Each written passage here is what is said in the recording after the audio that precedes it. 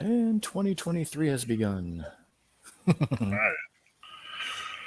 Welcome, everyone, to another Saturday edition. Well, Saturday here edition. Right, yeah. I always like catch myself doing that. Like, yeah, I forget we're kind of everywhere. So Yeah.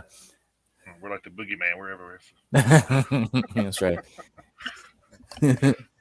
So just make sure you don't kill our dog. So Right. There you go. yeah, we hope everybody had. I know it's already like January 7th, but the last time we talked to everybody here, it was Yeah. New Year's Eve here in the United States. So uh, we hope everybody had a fantastic New Year's Day. I actually had a pretty good week. I just got back from Michigan yesterday. Got to go on vacation, go see some family, and actually got to meet a fan of the show while I was up in Michigan. Um, Oh, that's great. yeah, my mom has a coworker up in Bay City at the county clerk's office there, and one of her coworkers, Diane Yavorsky, is actually a fan of the show. So Nice. so yeah, got to meet her and got to talk heavy metal for a few minutes, but didn't get to stay too long, because it was in the middle of the day and everyone was working. But Right. so shout out to Diane and thank you for watching the show. We greatly appreciate it. So, Cool. and then we got to go downtown Detroit, catch a hockey game, and all that good stuff. Got to do a little shopping. Got to spend a lot of time with family. So it was a good week. It was nice. Yeah, it's always a good way to start the year out. So Oh yeah. But I definitely did not slack on keeping up with the show. So I got all my content ready to roll. So it was I'd say it's an interesting week in music. I would say so. Oh yeah, absolutely. So Absolutely. so as you all know, 2023 is going to be a new format for us. A little bit. We've kind of gotten out of the history. So I figure 2 years of that you should know everything by now. So Pretty much. Yeah. If you've paid attention it at all, yeah. doesn't change unless something happened over the last year that needs to be talked about again this year. Then we'll bring that up. But it may Yeah. just be more of a conversational piece from now on than it will be history notes. So Yeah. So everybody break out your pencils. It's time for a pop quiz. right, yeah, yep. Pop quiz time. So That's like the second telemarketer call I've gotten already today on a goddamn Saturday. You people need to knock that shit off. wow, maybe they're trying to sell us ad time for the show or something. Well, then they That's what can we ought to start doing. We ought to start answering that. Say, hey, by the way, we do our podcast. We need some sponsors. right, yeah. Since you're selling shit, we're gonna sell shit, Yeah. motherfucker. Hell, Yeah, it's like I don't have an extended warranty, but I also don't have any sponsors. You want to help out? So that's a did you dick move say to do on a extend? Saturday, though. Did you say it extends? Yeah, I tried that stuff. It didn't work, man. Yeah, no kidding. Wow. Anyway, so 2023 starting to shape up pretty good for us so far. So Mm-hmm. if you're following us on our socials, we actually landed our first interview. Well, first interview so far. I mean, somebody may come up and want to come on before then, but That's true. because Yeah, that's true. I still got a couple of leads out there, so we'll see what they wind up doing schedule wise. But right now, our first interview for now is with a band out of Chicago called Spillage. They'll be here on the 28th. Yep. He was pretty adamant about me, creating an event so he could put it out there, and they're already sharing the shit out of everything. Oh So yeah, they're trying to get the word out there, and pretty a cool. lot of the band members have already shared Yeah, the Facebook group and have become members of the Facebook group. So yeah, they're super duper excited, and so are we. They were one of the attendees of the Tennessee Metal Devastation Festival last October. So yep. it's very cool that they're going to be coming on the show. So We had a lot of scheduling issues with trying to get a lot of those bands on before Christmas. So mm-hmm. hopefully we can get a few of those bands that we haven't talked to yet on it, after the first year now. So hopefully everybody's gonna calm down and in between touring or whatever, and we can Right. catch them and get them on here. So Yeah. and I did reach out to a couple other bands that we talked to last year. Just they showed interest but never like landed anything because of touring or whatever. So I kind of Right. reached back out to them too, and say, hey, if you got time, we're still here. So Yeah. And then I'm still hoping that towards the end of the month when their touring schedule kind of cools off too, I'm kind of hoping that our mystery band kind of yeah, can kind of make some time for us too. So we still I still have that line in the water. So cool. Yeah, we'll definitely looks like it's going to be pretty good so far. Nobody was on last week. We kind of leaked the announcement that we will be at the Rock and Pod Expo this year in Nashville at the fairgrounds. So yep, we'll be streaming live from there on that Saturday. So that's gonna be super duper exciting, man. That's gonna be so crazy. yeah, and then we got a little mixer to go to where all the podcasters get together and talk to each other and just shoot the shit about music and stuff. So it'd be pretty cool too. Yeah, We're doing that on the Friday, so Friday, Saturday, Sunday up there. So it's going to be pretty interesting. So yeah, plus it's it's gonna St. be. Patrick's Day weekend, so I might be incapacitated part of that. I don't know. Yeah, we'll be Especially me and Aaron find each other. So, yeah. We'll be streaming and I'll be like, "Hi, I'm Chris Taranjo and this is the carcass of Jason Tucker over here." He'll just be like, I'll have to weekend at Bernie's his ass over there. So I mean, might have to change my name to Coors and Bread Metalheads. yeah, that's right. Oh man. All right. Anyway, I guess we can start kicking this bad boy off for the first show of the year. So pretty excited Mm-hmm. to going into our third year already. This seems Yeah, kind of unreal. yeah, it is unreal. We've been doing Yeah, this, talking about over 100 episodes so far. yeah, that's pretty wild. Uh, damn, I didn't think about. We should have figured out something to do special for our 100th episode. I didn't think about that. So,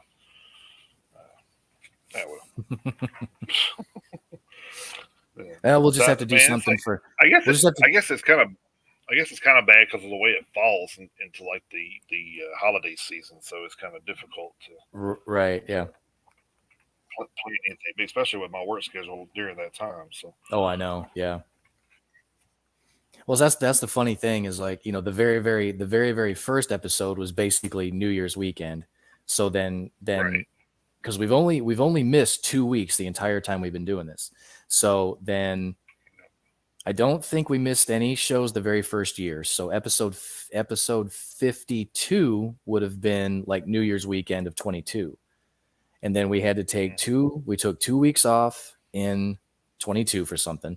So so this may be the 100th episode. this might be the 100th episode. I'd actually have to go back and check. I'm not 100% sure. So we're right around the 100 episode mark. I think if it's like not this week, it might be next week. I don't know. So I'm not 100% sure. I'd actually have to go back and check the calendar. So, Yeah, but regardless, I mean, we're right around that mark. So we're right around the triple digit mark.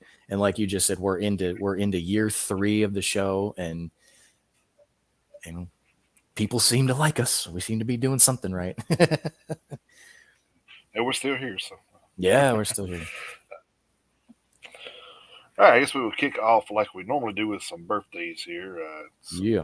Some New Year babies in the metal industry. I didn't realize how many there actually were. So, Mm-hmm. well, there's only one New Year's baby I found, but just to be that close is kind of crazy to see. A lot of people's parents were busy in March. Right? Yeah. One of those they had the beach weddings or something That's right. Yeah. consummated and did welcome to child. I must say, there you go. So,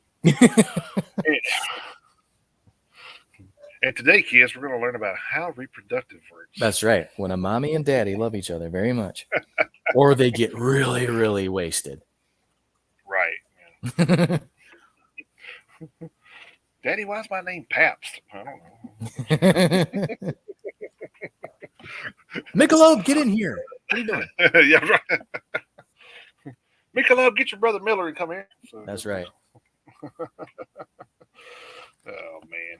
Well, at least they didn't name him Yingling. That'd been kind of fucked up. Yeah, that would be weird. Anyway, kicking off the birthdays here. Oh man, like we 5 minutes into the show, we're already off target. So. I know. Yeah, that's how 2023 is going to go, folks. Yeah, It's going to be a curvy, windy road. So our birthdays from the January 1st through the 7th. January 1st, we had Richie Faulkner, guitarist for Judas Priest. I did not realize he was that much younger than everybody else in the band. That was pretty crazy. I was looking at that and I was like, damn, he's like damn near 25 years younger than everybody. So, oh, yeah. Then we had January 2nd, we had Doug Robb, vocalist for Hoobastank. January 3rd, we had John Paul Jones, of course, bassist for Led Zeppelin. Rob Arnold, guitarist for Chimera from 2000 to 2011, and then with 6 Feet Under from 2012 to 2018. So I'm not sure what he's doing these days. But anybody looking for a guitarist might want to hit him up. There you go. Rick Streeter, drummer for Burden of the Sky. January 4th, we had Peter Steele. Of course, he was a singer-songwriter and bassist for Typo Negative, and unfortunately passed away in 2010. And then we had Till Lindemann, vocalist for Rammstein. I just watched the Triple X movie the other day where they were playing the Fire song. You were watching a Triple X movie the other day. Yeah, I was. Yeah, had Vin Diesel in it. Oh, you know he did. Yeah, I didn't know he did porn. No, I didn't. Kind of makes sense though, but. Also on January 4th, we had Brian Jones, guitar tech for Dave Mustaine, Scott Bartlett, guitarist for Saving Abel. I think it's cool that Dave made a big deal about his guitar tech's birthday. It was pretty cool of him. Yeah, man. I can't remember. I can't remember what it was. I know it was a bottle of alcohol, but I mean, I don't remember what kind it was, but I'm sure it wasn't cheap. But yeah, he gave it to him right there on the stage in front of all of us. So, I mean, doing that for him in a public forum like that was really cool. So, and then he was saying that it was the best one he had and everything. So it's pretty cool. Yeah. Of course, not taking anything away from any of the other ones because Dave's an amazing guitar player. If you be his guitar tech, you have to be. Yeah, you're definitely doing something right. Yeah, exactly. And also January 4th, we had Scott Bartlett, the guitarist for Saving Abel. January 5th, we had Ted Harris Poley, vocalist for Danger Danger. And then we had Marilyn Manson, of course, for Marilyn Manson. We had Josh Appel, guitarist for Burden of the Sky. I'm almost certain Burden of the Sky just had a birthday party like somewhere, and they all met there. I don't know, but I think I did a couple of their birthdays a couple of weeks ago too. So right, they're all right there together. We had January 6th, we had Malcolm Young, guitarist for AC/DC, who unfortunately passed away in 2017. And we have Peter Lauren, vocalist for Trickster. And then today we have only one that I found anyway, and it's Mr. Ivan Moody, vocalist for Five Finger Death Punch. So nice. So there we go with the birthdays. Of course, if I missed anybody, I apologize as always. And if anybody else out there had a birthday that's listening this past week or today, happy birthday to you as well. So, absolutely. Live it up. Oh yeah. Live it up safely. Yeah. That way you can. That way you can make it to next. That way you can make it to next January. So. All right. Well, unfortunately, speaking of not making it to next January, not exactly the way we want to start off 2023 with having our first current event story of the year being somebody passing away, but I guess we were going to start the in memoriam list at some point. So unfortunately, over at blabbermouth.net this morning, former Overkill and Anvil guitarist Sebastian Marino has died at the age of 57. According to Sebastian's friend Bruce Pilato, Marino died suddenly in the early hours of January 1st after being rushed to a hospital while doing a sound job on New Year's Eve in Florida. Sebastian played on Anvil's 1991 album Worth the Wait and was featured on 3 Overkill LPs in the 1990s, The Killing Kind in 96, From the Underground and Below in 97, and Necro Shine in 1999. Earlier today, Anvil frontman Steve Lips Kudlow tweeted, quote, "Condolences to my friend Sebastian Marino's family and friends. Sebi was a dear friend and I will miss him profoundly. Worth the Wait was an extremely special Anvil album and it will keep Sebi alive through our history forever. R.I.P. Sebastian Marino," end quote. In Palado's post, he said that, quote, "Sebastian owned and operated Audio Images, one of the most acclaimed audio and video production companies in the country. He and I go back to the 1980s, and in the mid-1990s, we worked together with Linda Rutherford and Celtic Fire, which featured his first wife. It was Sebastian who I approached for a road crew when I first started working with Carl Palmer in 2005. Sebastian essentially brought a slew of top-quality production people who made up the road crews of Carl Palmer's band, Asia, Yes, and other platinum-level acts around the globe. A brilliant musician in his own right, he played guitar for Overkill and Anvil, among others. He was like a best friend to any working musician or road techs who interacted with him. He always treated them fairly and often working for less than he should have just so the music could survive," end quote. Marino concluded, "Sebastian, you are a diamond whose legacy will shine forever. R.I.P. pal," end quote. So, yep, not exactly how you want to start off the year. And obviously, condolences to Sebastian's family and friends. So definitely 57 years old. Way, way too soon. Yeah. Well, I mean, if you think about it, any time's too soon, but but you're in their 50s instead of their 80s is a lot different story. But right, it's crazy to see some of this stuff, and then you think that Richie had that. Who was it? Was it which one had Richie Faulkner? Yeah, I thought it was Richie. Yeah, he had that. He had that. Yeah, so he's lucky to even. He said. And he said as much. He said he knew how lucky he was to even be alive. So if it wasn't for the fact that he, had the adrenaline flowing through him from actually being on stage, like if that would have happened at his house or something, he was just hanging out, he wouldn't have made it because he would have just been, like just in a relaxed state, and the adrenaline wouldn't have been there to keep him alive. So, the fact that he was on stage performing was what saved him. So he knew how lucky he got. So. Which kind of not to be off subject, but the kid that collapsed on the field with Buffalo, he's 23, so just to think about that for a minute. Just, not 40, 57, 23.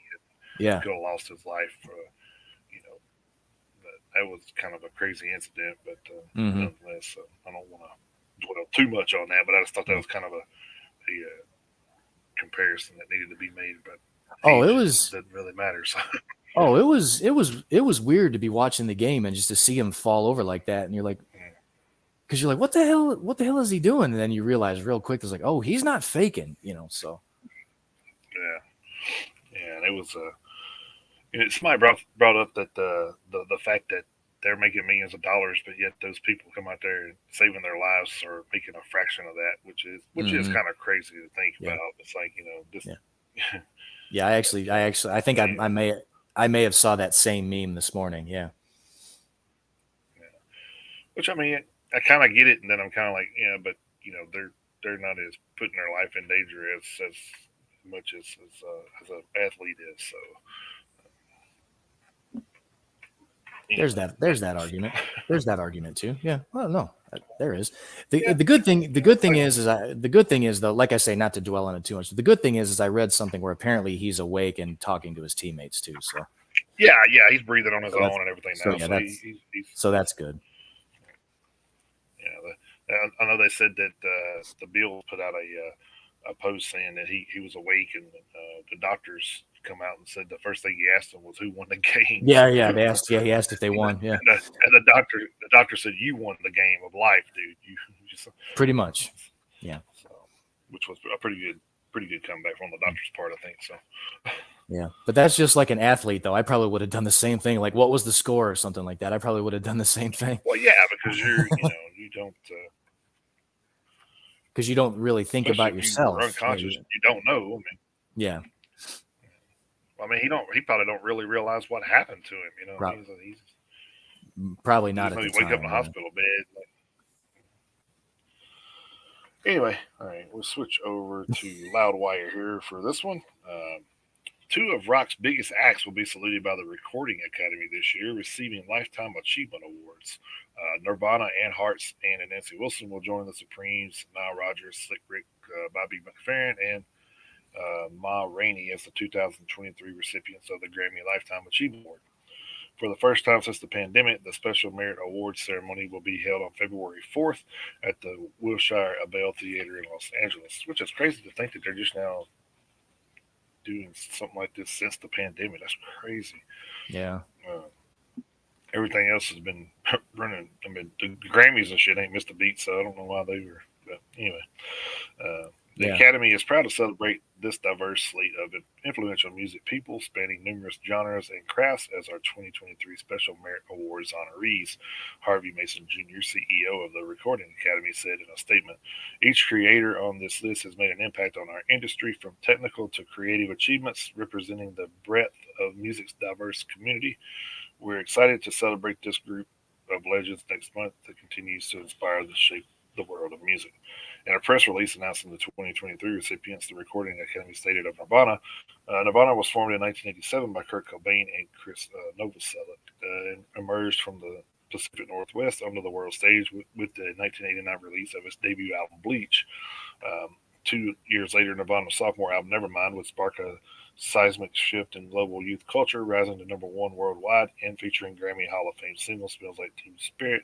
Nirvana's impact would transform Cobain, Novoselic, and Dave Grohl, which I don't know how Dave Grohl's career kind of has skyrocketed from that, so Right. into one of the most successful and influential music entities of all time. Nirvana's third and ultimately final studio album, In Utero, was released in 1993, completing an indelible run with that returned rock and roll integrity and passion to the top of the charts, with a 2014 induction into the Rock and Roll Hall of Fame and more than 75 million records sold. Nirvana continues to be a singular inspiration for generations of fans and musicians all over the world. As for Hart and Nancy Wilson's, the rundown reads as follows. Ann Wilson and Nancy Wilson are being recognized as Lifetime Achievement Award honorees for their creative work with the rock band Heart. Heart was inducted in the Rock and Roll Hall of Fame, sold over 35 million records, garnered 4 Grammy Award nominations, landed 10 top 10 albums, received a star on the Hollywood Walk of Fame, had several number one hits, and achieved the longest span of top 10 albums on the Billboard charts by a female led band. Hart's influence can be uh, pul- palpably, felt everywhere from rock and heavy metal to hip hop and pop. As a result, their music resonates in nearly every corner of pop culture. The Lifetime Achievement Award is presented to performers who have made creative contributions and outstanding artistic significance to the field of recording. The Special Merit Award ceremony is part of the Grammy Week activities, with the 65th annual Grammy Awards set to take place February 5th at Los Angeles Crypto.com Arena. They really got a Crypto.com Arena? Wow, that's crazy. Mm-hmm. I know. Some the of the ceremony ugh. the ceremony will air on CBS at 8 p.m. Eastern, 5 p.m. Pacific time on the 5th. So if y'all want to check that out, there you go. So, but I do think it's cool, like, because I do feel like Hart, kind of helped pave the way for women. So, Mm-hmm. Absolutely.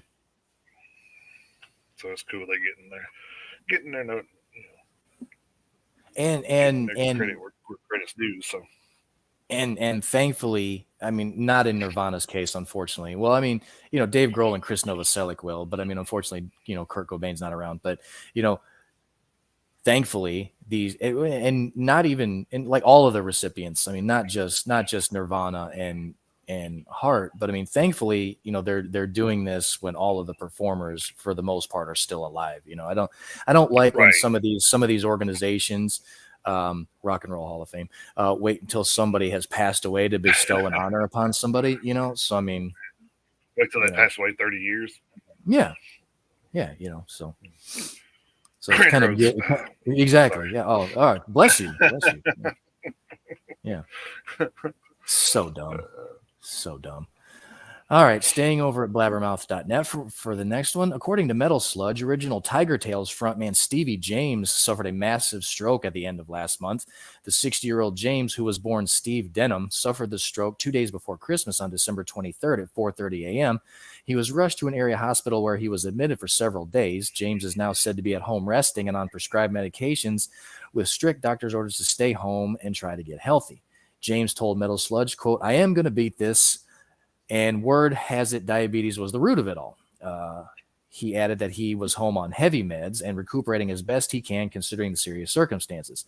Last October, James performed Tiger Tail's seminal debut album, Young and Crazy, in full at a one-off London show at the 229 Club.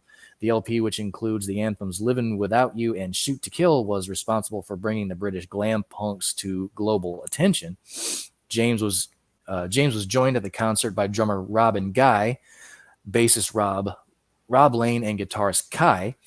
Since leaving Tiger Tails, James has toured across Europe, rocked festivals, and released the albums Damned If I Do, Damned If I Don't, My Private Hell, and Time Machine. His London concert marked his return to the stage in over 10 years. So I know a lot of our older metalheads, and us included, because Tiger Tails was around when we were coming up. So I know a lot of our listeners may remember them. So it's good to know that Stevie may be on the road to recovery as long as he does what the doctors tell him to. So, but again, just 60 years old. So you never know. You absolutely never know. You don't. So you get that, the little unsettled feeling. Go check it out. Because like I said, you just never know. Yeah. If something doesn't feel right, it may be a sign. So let's ask you something. Is my audio and feed okay for your side, or? Yeah, you've had your audio's been fine the whole time. Your audio's been fine the whole time. There's been a couple seconds where your video kind of got a little choppy on my end. But why am I having issues? Because I plugged right into the modem today. Your matrix sounds pretty bad. So God damn it. Well, I don't know what else to do then, because I plugged my computer right into the damn modem today, so I don't know what the deal is. But that's the reason I asked you, because I was like, I'm pretty sure I changed over my Wi-Fi, but I just wanted to double check. So. Okay. Well, and everything might be on my end then. I don't know. Of course, I don't know if the weather's got anything to do with it, but like I say, it could be. Like I say, I plugged right in today. I'm not operating on the Wi-Fi today, so. Yeah. Okay. I do know. They told me one time when I was having issues like that the rain causes static in the wiring.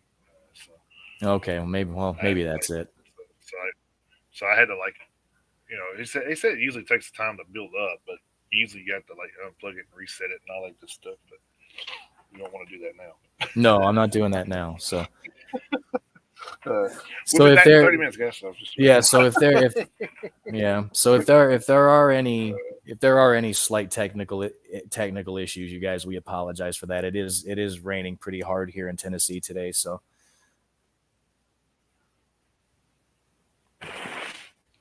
I'm watching the live video too, and I'm not really catching anything from the live stream on Facebook. So maybe a StreamYard, who knows? Well, that could be too. It could be the platform. So I don't know. Whatever it is, there are certain things that are probably beyond our scope. So. Right. Over at Metal Ingestion, Sirius XM station Liquid Metal posts their top tracks of the week every week as the Devil's Dozen. Now the station is looking back on their most popular tracks of 2022, and it's got quite a few modern metal bands thrown in. And is anyone really surprised that Lorna Shore topped that list? The top 12 songs played on Liquid Metal throughout the year were, and I'll go backwards here. I don't guess it really had a number. I don't guess they were really numbered. Yeah, they were. I just didn't. It didn't copy and paste the numbers for some reason. So anyway, I'll go backwards. Okay. Number 12 was Malevolence on Broken Glass. Number 11 was Slaughter to Prevail, 1984. Number 10 was Soulfly Superstition. Number 9 was Meshuggah Ligature Marks. Uh, Number 8 was Bloodywood Dana Dan. Uh, Number 6, am I right? 6, yeah. I forgot what number I'm on. 7, sorry. Death Rise from the Grave. Like I said, I didn't write it. It didn't take over, so I don't know what number. Number 6, Amon Amarth. Put your back into the ore. Of course, number 5 was Machine Head. Choke on the ashes of your hate. 4 was Unto Others. When will God's work be done? Number 3 was Lamb of God Nevermore. Number 2 was Megadeth Will Be Back, and of course, number 1 was Lorna Shore Sun Eater. So that's a pretty good list there. So, so that was their list of top 12 songs played in 2022. So, well, that's very cool. All right. Some of those. I don't know why they went with 12. It seems kind of weird, but so you said the name of their segment's The Devil's Dozen, right? One a month, I guess. It is, yeah, Devil's Dozen. Okay, it took me a second to remember that. All right. Okay, so that kind of makes sense. All right. Okay, so I'm going to head on over to the PRP for a couple. We got a couple of what do you want to call it? Lineup changes. The Crown have announced that they have parted ways with drummer Henrik Axelsson. A statement recently issued by the Swedish melodic death metal outfit On the Matter reads as follows, quote, "Sometimes things come to an end. We have decided to part ways with Henrik. He has been a kick-ass drummer and a solid Viking punk in this band for 7 years. We part on mutual good terms and would like to thank him and wish him all the best for his future. As for the rest of us, we have onboarded an amazing drummer in Michael Noren, an old friend of ours that previously also played in Impious together with Robin.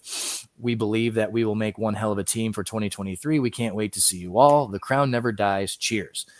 The Crown 2023 lineup is Matthias Arvid Rasmussen on bass, Johan Lindstrad on vocals, Marco Tervanen on guitars, Michael Noren on drums, and Robin Storkvist on lead guitar. In a separate post, the group also revealed that they have plans to both tour and record new music this year. The exact details were not specified. So when those details do come out, we will pass those along to you guys here at the Metalheads Unite podcast. So we have the carousel has already started going up and down and around. So there we go. All right. Well, I guess let's stay with metal. So I'm staying with Metal Injection for this one. It turns out that Zakk Wylde wasn't the only person in the running to be Pantera's guitarist, despite seemingly like the only logical choice. We recently learned that Pantera bassist Rex Brown asked Alter Bridge guitarist Mark Tremonti to consider trying out a few years ago, and now longtime Pantera producer Sterling Winfield is pulling back the proverbial curtain a little more. In an interview with KNON Radio, Winfield said Anthrax drummer Charlie Benante was a no-brainer to stand in for Benny Paul, but that there were other names besides Wild out there for the guitar part. Winfield said that he felt nobody else would have been as good as a fit as Wild, and here we are. There was no doubt in my mind that Charlie Benante would be the one to take over for Benny. It was a no-brainer, absolute no-brainer. Now there were other guitar folks that were brought up. I'll just say this, that it would not have been a good fit, and quite honestly, they would have not have been able to pull it off. Oh, that's kind of a strong statement, but Yeah. But it always kept circling back around Zakk, and after a couple of times, it was like, again, another no-brainer, because he knew Dime better than most other guitar players on the planet knew him. Is it going to be Dimebag Darrell's exact notes and riffs and everything? No, it's Zakk Wylde, you idiots. It's Zakk. End quote. Winfield worked on the mix for Pantera's 1994 Far Beyond Driven. Was part of the recording for 1996 Great Southern Tranquil, and co-produced and engineered 2000's Reinventing the Still.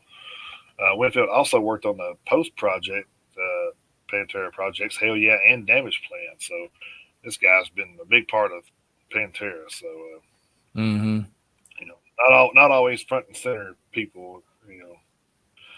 Mixing and co-producing and all that stuff makes a big difference too. So yeah, I mean, when asked, no, go ahead. When asked if he'd be down When asked if he'd be down for Pantera to record new music with their lineup, he said it's not unheard of. It's not blasphemous. I will say that it is entirely plausible. It is entirely possible, but at this point in time, I don't know what anybody's looking. I don't know that anybody's looking that far down the road. They've got a world tour to tackle for the next 2 years, and they are going to be busy doing that. Now, could it happen? Yes. It depends, man. Again, it has to be done right. Like this whole thing, the whole tour that's happening has to be done properly. He added later, and I don't really feel comfortable if it were to happen. I would not feel comfortable calling it Pantera. I don't think that would be classy. I'll put it that way, and I'll just leave it at that for now. But this lineup could make some very badass music, and that music is all that matters. I agree with that. I don't. I'm not against them recording something. I just don't think they should come out and say, "Hey, it's Pantera." So yeah, come up I with don't. something else. You know, Yeah, I call don't. it hell no. I don't know. I mean, hell, call it. I mean, if you don't want to call it Pantera, call it like Blacktooth Grin or something like that. You know, something that calls back to Pantera, but don't call it Pantera by name. I wouldn't do that. Of course, a lot of people are going to be like, "Why not?" Because like even look, I'll even like Machine Head. Rob Flynn's the only original member left in the group, and he's still touring as Machine Head. So I mean, you got people who are like, well, why not? There are other bands that don't have, but you got to look at Rob Flynn found Machine Head though. You got to look at it that way. Right. So it's so that's a different story. So. Right, exactly. There are all sorts of extenuating circumstances. So I mean, so I hope this whole thing doesn't start a slippery slope where they're starting to do stuff like that. Because I wouldn't necessarily agree with new music under the Pantera name. So not to say that how's it going to not to say that it's not. I forget what I was going to say now, but not to say there's not other metal bands out there that have a complete lineup that's not original, but they're probably not as big as Pantera. So there you go. Exactly. That's the key. I mean, you could be a successful band, but not be at the height of a Pantera and get away with stuff like that. But it's just like saying Metallica. Something happened with James and Lars, and they want to keep playing Metallica music. We'd probably be like, no, fuck that. You can't do that. I know Kirk's been there almost the whole time, but still, yeah, you really can't. You think Metallica? That's the two people that come to mind is James and Lars. That's how it is. Yeah, exactly. And you can't have Megadeth without Dave Mustaine. So right. I mean, you see what we're getting at. So I definitely see it. Just look at Slipknot. I mean, Slipknot. Honestly, something happened to Corey Taylor, they could still tour Slipknot because I mean, Clown would still be there. So there's a good scenario to let you know the difference. But because a lot of people don't know Corey is not the original vocalist. So right. Yep, that's true. He wasn't. So. All right, so staying over at PRP, Californian post-hardcore band Dayseeker are presently on the hunt for a new touring drummer. The group hit up their socials earlier on January 6th with the requirements for the position. See below for that. Mike Carl is thought to remain a member of the band, but has been on hiatus in part since 2021. See what these. Let's see. They're seeking a drummer. You must be 25 years old or older. Must be vaccinated and have a valid passport. Must live in the United States. Must have extensive touring experience. You must have a professional level drum kit. Must be proficient at playing with a click track and must be available to tour 6 to 9 months out of the year. So they want you to record a video of yourself playing through Neon Grave and or Crooked Soul. No triggering, high quality audio only. All those interested, please send your video and application with your name, age, social media links, location, and a brief description of your experience as a drummer overall to dayseekerdrums@gmail.com. So any of you aspiring drummers out there you go. Like I say, there's a job opening for you. So is like international flight still making you do the COVID vaccine? I'm assuming as much. I don't really know. Maybe it depends on what country you're going to too, or something. That's probably true. But just to cover their bases to go anywhere they want to go, you have to be, you have to cover your bases to go anywhere. So yeah. Yep. Oh well. I was just kind of curious about that. I was like, oh, I haven't heard that brought up in a while, so I was kind of like, oh, Right. maybe it's Yeah. still a thing, or maybe it's who knows. May just be a better safe than sorry kind of deal at this point. Yeah, kind of. Yeah, I can see that. I guess. But if you watch Shock, you may have a different Right. approach to that because Yeah. they were. I was on there this past week. It was definitely pretty interesting. So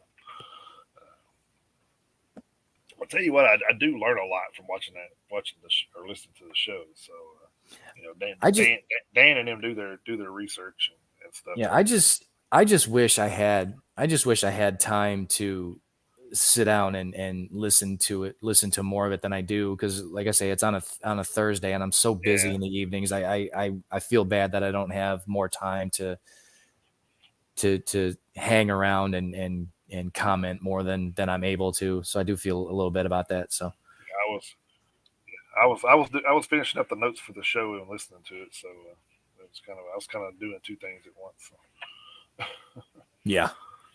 And of course, we always appreciate Dan. He always pushes all the shows on the VOP USA network. He pushes them all on his shows. So Hmm. we appreciate that from Metalheads Unite. Well, hell, we appreciate Front here, everything. so Yeah, we appreciate everything that Dan does for us. yeah. So and then he did mention something about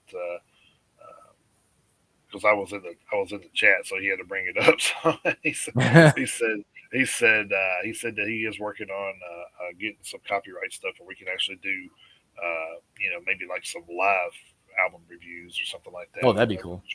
Which would be cool. So That would be great. or live song review, listen to new tracks or whatever. So Oh, cool. That yeah, would definitely work. so that'd be pretty cool to be able to do that. That way we could just we could go through an album review and play clips of the song while we're going through it, and be like, this is why I like this one or don't like this Right. one. Yeah. Not everybody has to just kind of take our word Right. for it one way or the other blind. Yeah, that would be very cool. And then it could be, you could pick an album, I could pick an album just like we normally do, and then we could just do it, do it all. Of course, we do the review Hmm. beforehand, but just saying we Right. could go live and play, parts of the song and kind of go through what we like and what we don't like about each song, and then kind of give our, because that way I'll be able to hear some of it for the first time myself because you're listening Yeah, to it. exactly. So Yeah. That'll be pretty cool. great. Yeah. And then it could be the springboard to our full-fledged radio show. So Yeah, I think available time right now is the reason we're not doing that. But because I could be doing that on another platform, I just don't have the time to do any right. of that right now. So I know Yeah. you probably don't either. So Yeah. So but we're gonna get that figured out one way or the other. So yeah, once we start making millions of dollars off this show or hit the lottery. that's right. That's right. Uh, all right, this one staying over at Metal Injection. Slipknot recorded a separate album named "Look Outside Your Window" in 2008 during the All Hope Is Gone sessions with the lineup of percussionist Sean Clown Crahan, vocalist Corey Taylor, guitarist Jim Root, and DJ Sid Wilson. The album was originally supposed to be a surprise release on Christmas Day 2019, but remains on a shelf somewhere. Now, in an interview with The Upshot, Clown reveals Slipknot might really release Look Outside Your Window shortly after their contract with Roadrunner Records officially ends on April 1st. Cloud adds that the record is an amazing body of work and that you'll never hear another Corey Taylor like this, which he said that before. I was about to say, yeah, that just kind of raised Sounds familiar. that raised Uh, my eyebrow for just a second there. we wouldn't want Slipknot to hurt Look Outside Your Window, and we wouldn't want Look Outside Your Window to be a little irritation to Slipknot, say Clown. Why? Because it's beautiful God art and people deserve it. The good news is that 6 months from now, April Fool's Day 2023, we're off the label. Then the label's going to be like, April Fool's, no, you're not. But Yeah, we'll see about that. there are no plans to immediately release something, and we haven't talked about it, but I would imagine it'll probably come very soon afterwards. There's nothing else to do. It's ready to go. It's worth the wait. Um, it's a 2019 interview with NME. Clown elaborated on the record and its release, saying it'll come out when it comes out. As you'll notice in Clown's comments below, we've been promised Look Outside Your Window multiple times in the past. Of course, we're hoping the record finally gets released in 2023, but we'll see what happens. Look outside your window is a very unique art piece on its own, he said at the time. So it's sort of timeless, in my opinion. And so I try not to worry about it too much. It feels like this. I waited for it this long for it to be right, and it just never has. Like we were going to release it way early on this cycle, but this takes precedence, and that's not supposed to be confused. That's not supposed to be confused. Uh, it's just a piece of the puzzle. It's not supposed to be watered down or marketed. Really, it's really a piece of the imagination that's missing that people might really need. So hopefully, this on this cycle somewhere, it was scheduled for Christmas. Uh, I just quit asking because I don't want it to interfere with this, and mainly because of what it is. It needs to be its own space, and we are having a good time enjoying this album, and we have no ego with that. We're not trying to make that corp we're not trying to make that corporate or whatever. It's really just beautiful art that we want to share in the right way. Something was misspelled. I'm sorry. I was having to put it together. I was like, wait a minute, that ain't how that's spelled. So it's going to be on this album cycle at some point, and like everything, we're doing it right now. It's just going to come out, and the people won't even know. I'll just be it'll just be this thing that happens. I'm looking forward to that though. I think people will really enjoy it. So hopefully, like you said, hopefully we'll get that finally released. What would they say, 2008 or something? So 15 years later. Yeah, going on 15. Yeah. Yeah. So wow, that's pretty wild to be sitting on material that long and not itching to release it. Well, that's the thing is I'm sure they have been itching to release it, but Clown probably has, especially. Corey's had all of his other kind of his own personal stuff going on. So, but I pretty much don't have much of a doubt that it's kind of probably burning a hole in Clown's pocket. So I'm sure it Well, probably is. like you said, with there not being on the record label, there's nothing holding them back from releasing it. So Yeah, maybe, that's maybe, that's. Go ahead. I was gonna say maybe the record label was the one putting the halt on it. So It could be, or maybe they were just like purposely. Of course, I mean, now that they've been talking about it, maybe they were purposely hiding it from him too. Who knows? I mean, there's no telling. We've covered plenty of stories on here about arguments with record labels and shit like that. Chevelle's issues and all that other stuff. So you never know because you're never behind closed doors. So true. All right, I'm gonna join you over at Metal Injection for a few. I actually added this one this morning because I'm surprised I didn't catch it the first go around. But Soulfly has officially announced Mike DeLeon from Philip H. Anselmo and the Illegals as their new guitarist. DeLeon fills the void left by guitarist Mark Rizzo, who parted ways with Soulfly in 2021. On the new recruitment, Soulfly has only commented, "Welcome Mike DeLeon to the Soulfly tribe." So DeLeon is no stranger to the Cavalera family, either having played with Max Cavalera's son Richie Cavalera's band Insight in 2021. So short, sweet, and to the point, but Soulfly has a new guitarist. So there you go. I actually had that in the other headlines part. So Oh, okay. Well, there you go. Sorry. oh, you're good. It's just like with the with the with the hitting the road segment. That's true. I kind of do stuff that you already had down too. So Yeah, sometimes. Yeah.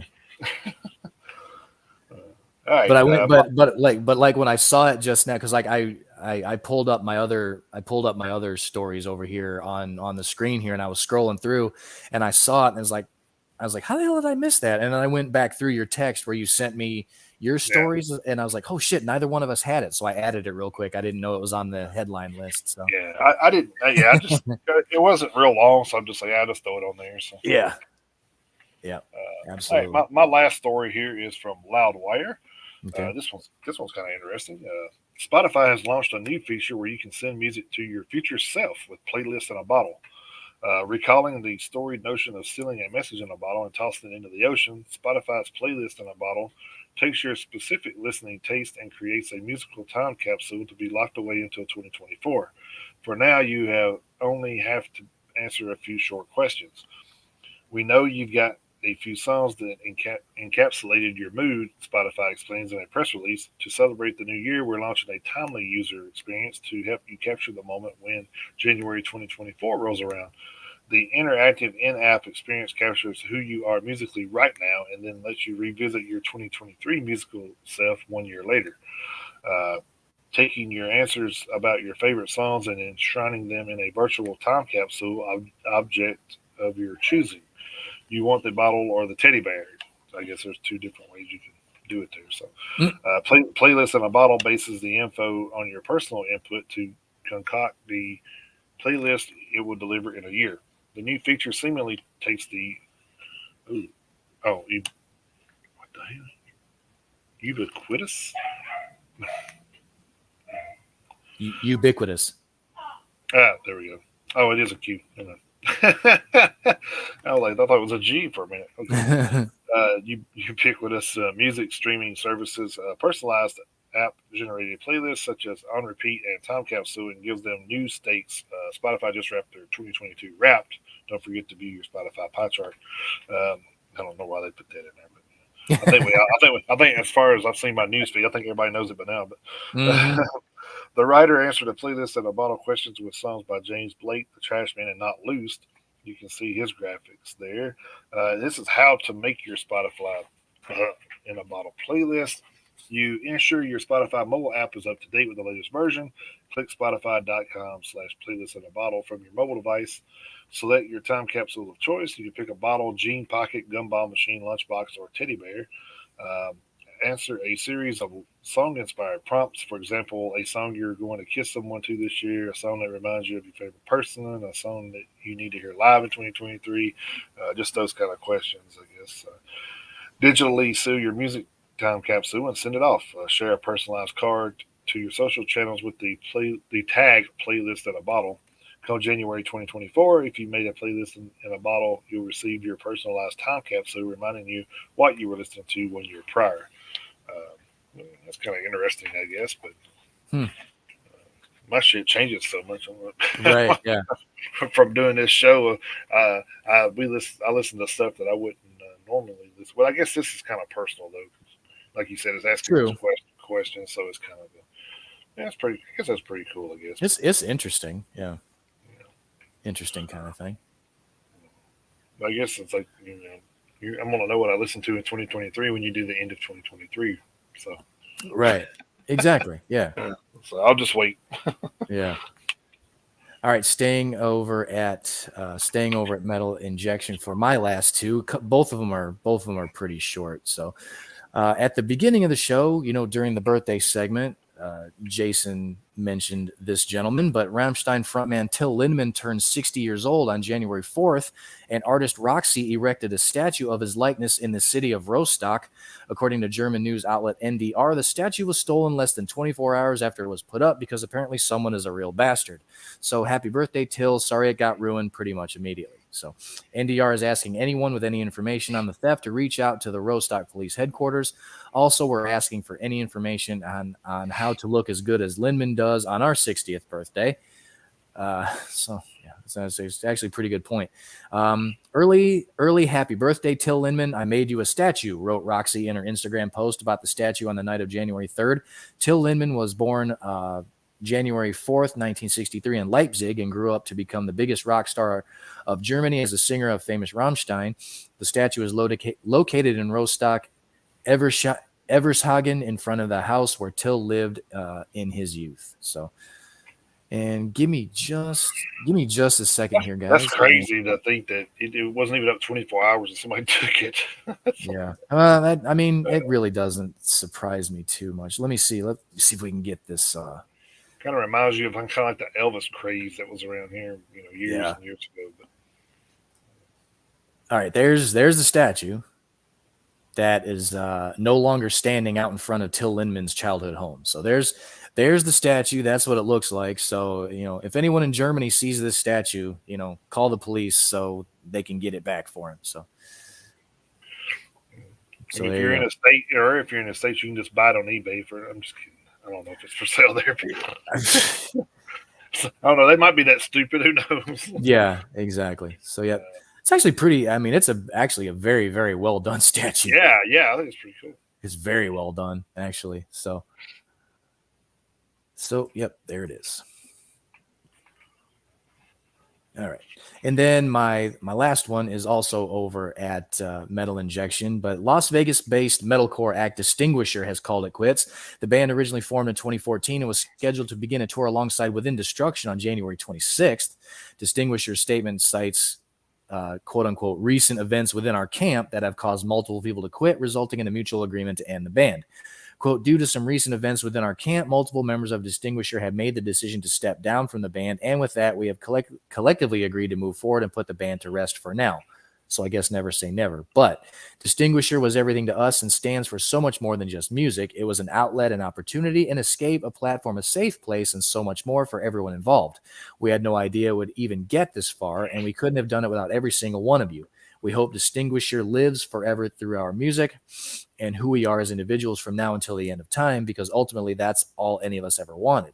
As this comes to a shock to many, including us, all we can ask for is your trust, privacy, and understanding while we all deal with this as best as we are able to. From the bottom of our hearts, thank you for everything, end quote. Distinguisher recently released a full set in Austin, Texas, which you can check out below, and there is a YouTube video in the story if you guys want to watch that. It's called Distinguisher Live in Austin, Texas. So if you want to go to YouTube and search that is there. So there we go. Oh, well, that's crazy. I hate hearing another band disbanding, but Yeah, I know, me too. So I want to hear some crazy. I want to hear some crazy stories with this shit though. If they do it, I want to hear something like, well, the bassist played a draw forward, some Uno, and the drummer got pissed off and beat his ass. Right.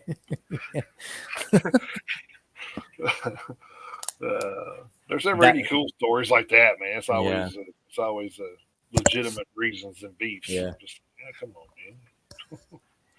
So what you're saying is there aren't enough Dino Cazares and Burton C. Bell beefs going on out there. So. Well, no, I think that's I think the whole problem is it's too everything's too much like that. I think. Oh, okay. There you go. Okay, I see. There's nothing out of the ordinary, like you would, I guess you would say, happening to these bands. They were disagreements with the way the direction the music's going, or I mean, just talking to when we talked to Halo Scars with Colby, he was in a band and was there for many years and then decided, hey, this isn't for me. This isn't the kind of music. This isn't the kind of music I want to play. So he went out and formed Halo Scars and is playing what he wants to play. So good for him. Yeah.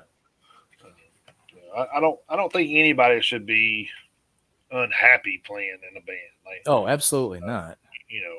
I mean, just take Foo Fighters for instance. They proved they could do metal if they wanted to do metal, but that's not who the Foo Fighters are. So they don't do metal. So it's and they're happy with that. So I don't know why people keep. And the same with Nickelback. People keep, they need to be harder. They need to be harder because we know that the Krugers are big metal fans. So I don't know why they just don't do metal, because that's not what gets them paid. They don't playing metal is not what's getting them paid. So just because people play the music doesn't mean they don't. They're not a big fan of another genre. So absolutely. So, I mean, there's a lot of country artists. Zach Brown's a big metal fan, but he's a country artist. So there you go. So, I mean, nobody's saying you can't have more than one or two genres of music you listen to, because there's a lot of people in our camp that listen to a little bit of everything. So which I'm not into a lot of new wave pop and rap and all that stuff anymore, because it's not like it was when we grew up. So exactly, yeah. So rap's not rap anymore to me. So all right, we can go through these other headlines here. You're done, right? Yes. Okay. Yep, I am done. Yes, sir.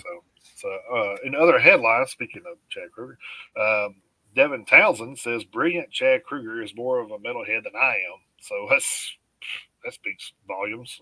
Evidently, Chad was over at Devin's party and meddled it up a little bit. So I wish they would just make one metal album so people would shut the fuck up. Yeah. Just make one and Hmm. change your name to something else like Foo Fighters did and make one and be done with it. But that would be pretty cool actually. So That actually, I would definitely be interested to hear it. yeah, I mean they proved they could get into that zone with that Devil Went Down in Georgia remake they did. Hmm. So. All right, Billy Idol's to be honored with the first Hollywood Walk of Fame star of 2023, so that's pretty cool.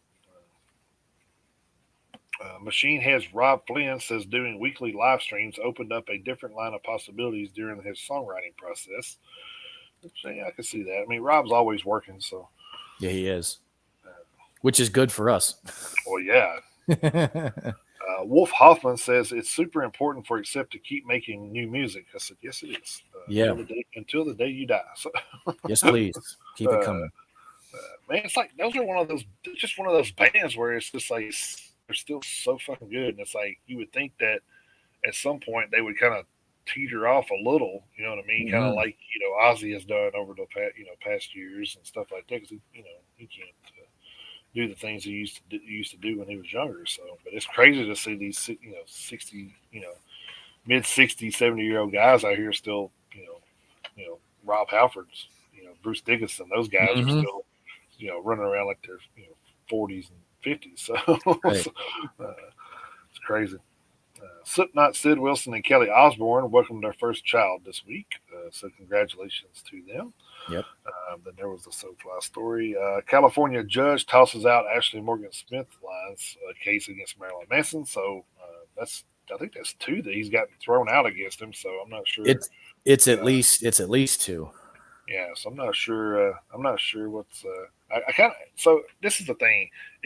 If he does wind up being cleared of everything, I kind of feel bad because it's kind of tarnished his image as far as music wise. So I don't think a lot of people would come running back to Marilyn Manson, even if he is Mhm. found not guilty at this point. So, Right. which is sad, but I Yeah. mean, that's the kind of thing is like you need to keep it. Keep your hands to yourself and keep your shit in your pants. So That's right. Yeah. uh, there's a reason why you're That's supposed to do true. that. This Yeah, it's isn't like true.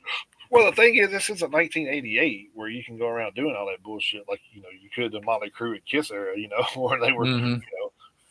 going out, grabbing people by the pussy and Oh, hey now. I see what you uh, did there. I see what you did. but they could get away with it then, dude. They were big rock stars and Yeah. nobody gave a fuck.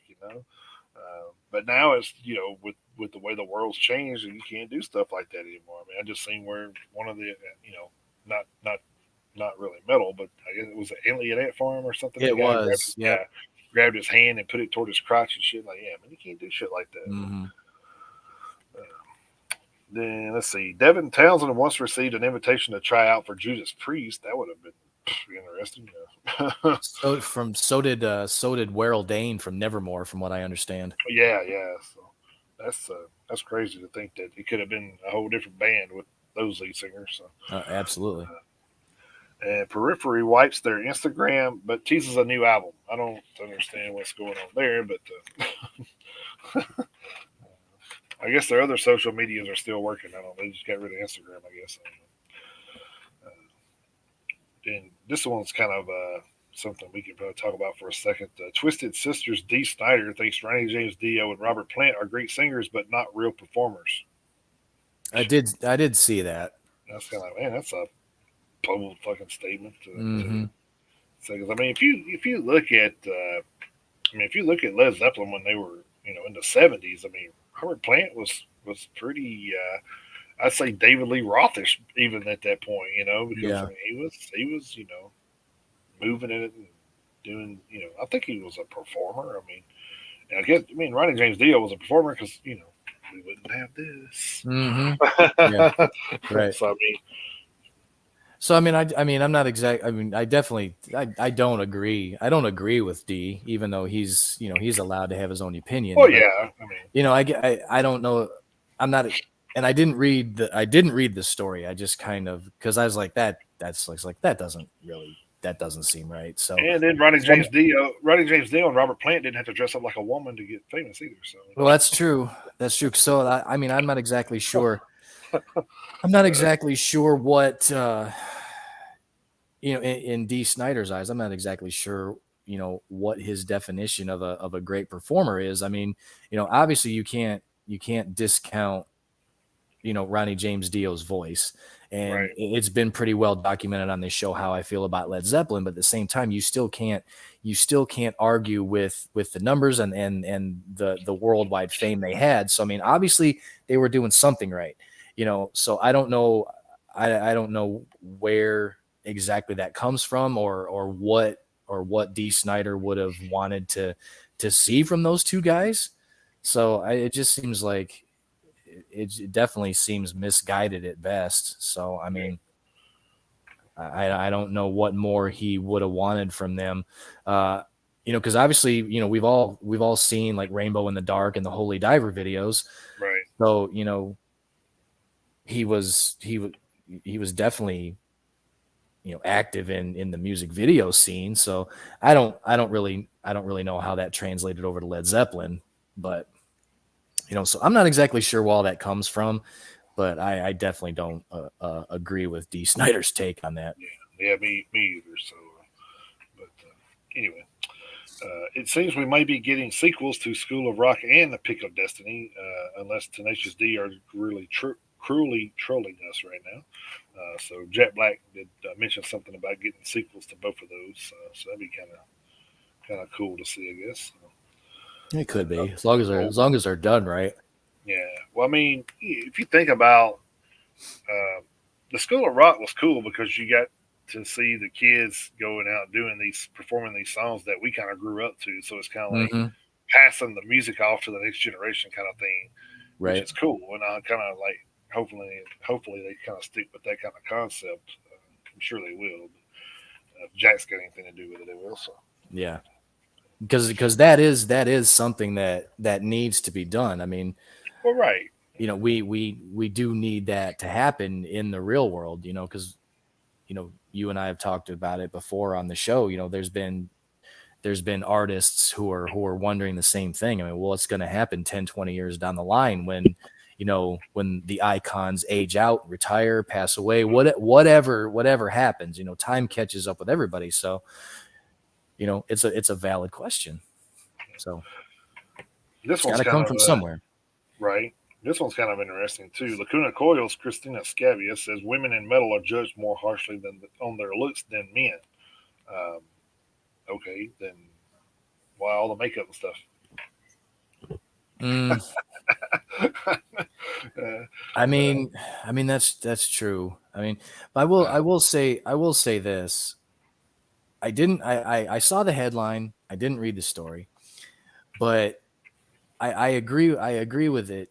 I agree with it to a point right, because even because and I agree with what you just said. Women they want to be taken seriously, and they should be because they're talented. There's right. tons and tons of talented heavy metal.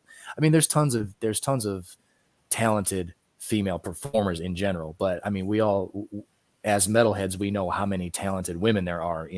Alyssa White, Maria Brink, Lizzie Hale, Christina Scabby. I mean, the list goes on and on and on. You know, but at the same time, they're super duper talented. Yet at the same time, they do dress the way they dress. Hmm. So they want to be taken seriously, and they should, but they do dress the way they dress. So it's kind of like a double edged sword for them, I guess. We're talented, we want to be taken seriously, but at the same time, we do. I don't know if they dress a certain way because they think they're expected to, so they Probably. do, I mean, or they're kind of like told to by like record labels, by management, whatever. So I don't know. but I also look at bands like Plush. I mean, they're new. Uh, Hmm. the lead singer is not what you would look at as far as seeing like what she's seeing here. Because she doesn't have a supermodel figure. She's not out here exploiting her body. I mean, she just looks like a chick that you've seen in high school that started a band. I mean, that's kind of Hmm. what it looks like, and it's Yeah. cool because that's what it should be. I mean, Yeah. it shouldn't be based on a look to get, No, it shouldn't be. It to, absolutely shouldn't to be. push your product. I mean, that's you're not fucking pushing CoverGirl makeup. You're pushing a fucking metal band. So that's Right. like, Right. So I mean, it doesn't matter what the fuck you look like. We're here to fucking listen to you. no, it Yes, doesn't. I understand, but I understand there is an image they want to look put out there. I understand that, and I But mean, it, but I mean, but don't say stuff like that. That you're right. judged more harshly, and then go out and do the things that you were judged upon. So that's why I say it's kind of like a double-edged sword. So I mean, there it you want is, to you want to say it's unfair, but then at the same time you're not. And I'm not trying to throw Christina Scabbia like under right. any bus in particular, but she is the one that brought it up. So I mean, if if you're experiencing unfair judgment because people just think you're like, just because of what you look like, that's why you're in a band and that's why your band is famous. Right. Well, then if you're perpetuating the image that you're complaining about, then I guess the onus is on you a little bit. Like if she wanted to just start coming out completely, long sleeves, long pants, don't don't expose anything, don't accentuate anything, then I mean, if you want it to be about the music, make it about the music. Yeah. So but at the same time, if she wants to dress the way she wants to dress because that's what she likes, she should be able to. She Right. should be able to.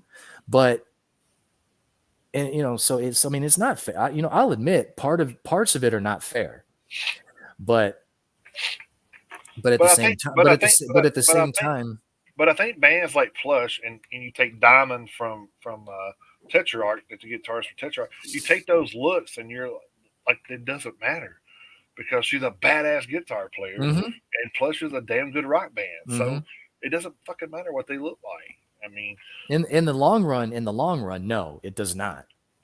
It absolutely does not. so I mean that's just me. And really, are they though? Because if you look at back at we can go back and look at the '80s and like women, men were judged like women because we thought they were women. Also true. uh, Also true. oh Also man. true. Oh. Well, Ozzy Osbourne thought Randy Rhoads was a female the first time he met him. So Yeah, it always goes back to that Dave Chappelle. They had this new guy in Shalimar. They had this new chick in there, man. That was a guy, man. It was a dude. yeah, Oh that's man. true. Oh shit. So Anyway, but I did think that was kind of interesting. Maybe I want to chalk it up to Christina just turning 50. Maybe she's just having a midlife crisis statement or something. I don't know. But, yeah. anyway, Wait. She just turned 50? I think so. Yeah, I think I just seen it. Really? Yeah. Oh shit! I didn't know that. Okay. I'll be damned. This is past year, I believe. So I'll be damned. and I know it's a very, very, and I don't envy, especially nowadays. I don't envy females in general because they shouldn't have to do certain things to whatever part of the public eye they're in. I mean, they shouldn't have to do certain things to get attention. And sometimes they do, and then that's what they become known for, and then it's kind of hard to get out of that. So I feel really, really bad. well, But at the well, same time, they have the power to make the change, I I'm, guess. I don't know. It's because, and I don't want to. I'm definitely not trying to mansplain it or any of this other stuff. Cause I mean, right. I don't know. I'm a dude. I don't have to deal with that kind of stuff. So I'm not trying to say I can empathize or sympathize or anything else. So any of our female listeners, I don't want anyone to think that I'm downplaying it or anything. Cause you guys have to deal with a lot of stuff with disgusting dudes. And there are a ton of disgusting dudes Well, out there. So I'm gonna say this without starting any kind of argument or anything. I just want to say it. I feel bad for women because they don't only have to compete with men now; they have to compete with men that want to be women. So there's so that. I mean, they're in a you were like men and women. Now it's like your third tier for some reason. Kind of in certain avenues, yes, and that and is beyond unfair. yeah, it's really unfair. So That's I beyond mean, unfair. I can definitely get on board with them on that part. But Oh, absolutely, 100%. anyway, that's for another show. Plus shot. That's also true. Yeah. So rest of the headlines here. David Lee Roth says working with Eddie Van Halen was better than any love affair he ever had. So that says a lot about that relationship. It really does. And then Metallica's Enter Sandman has passed 1 billion plays on Spotify. So congratulations to Metallica for that. Yet another feat. Mm-hmm. It's funny because I try to remember a time or a week where we went and did not talk about Metallica. And I don't think there ever was one. I think they were in the news for something like all the time. So since we've done this, which is crazy to think, but and then of course the 2023 is not going to be any different with a new album coming out. So right, yeah. And then last but not least, Chris Jericho donates $10,000 to Damar Hamlin's Toy Drive charity. So that's very cool. Yeah, so a lot of people got on. Man, they had I think he had I want to say a $25,000 limit on that or whatever. When he started that Toy Drive thing, he wanted to get 25,000. He's up to 5 million, I think. It's actually up over 6 now. Oh, is it? So it's up over 6. Yeah. That lets you know, like, if anything good comes from any of this, there you go. So yeah, and not to say that him coming back is not going to be good. I'm just saying, if anything comes good from the actual incident, it's going to be this. So yeah. And then, like I said, we do hope he's a speedy recovery, and hopefully we'll see him back on the field next year. So yeah, hope so. And I kind of felt bad for T. Higgins too, because I mean he had to deal with the person that was involved in the hit. So and it wasn't, of course there wasn't nothing intentional because he jumped up like he was going to go back into the huddle or sideline and then just collapsed. So and the funny thing is, it really was a good form tackle. It's just his shoulder hit him in the chest just right. So I mean, it's just, it's just a freak accident. I read hit him just at the right angle. So I read where you have to be hit with blunt force into the rhythmic pattern. I think it said T when your heart beats. Your heart goes through 5 rhythms when it beats. So you have to be hit with blunt force at that certain rhythm, which is God knows how many chances that to happen. Exactly. Yeah. So I mean, it really was just a freak accident. But, I think this is going to probably bring up some discussion about better chest guards and stuff next year. I would think. So. Well, my dad, because we were watching the game, because I was up in Michigan, we were watching the game, and my dad thinks they should probably they'll probably try to address the shoulder pads a little bit. Maybe they come down a little further or kind of wrap around a little more or something like that, So I'm sure I'm sure it'll be something that they visit. Cause Damar was, they basically had to bring him back to life on the field. Yeah.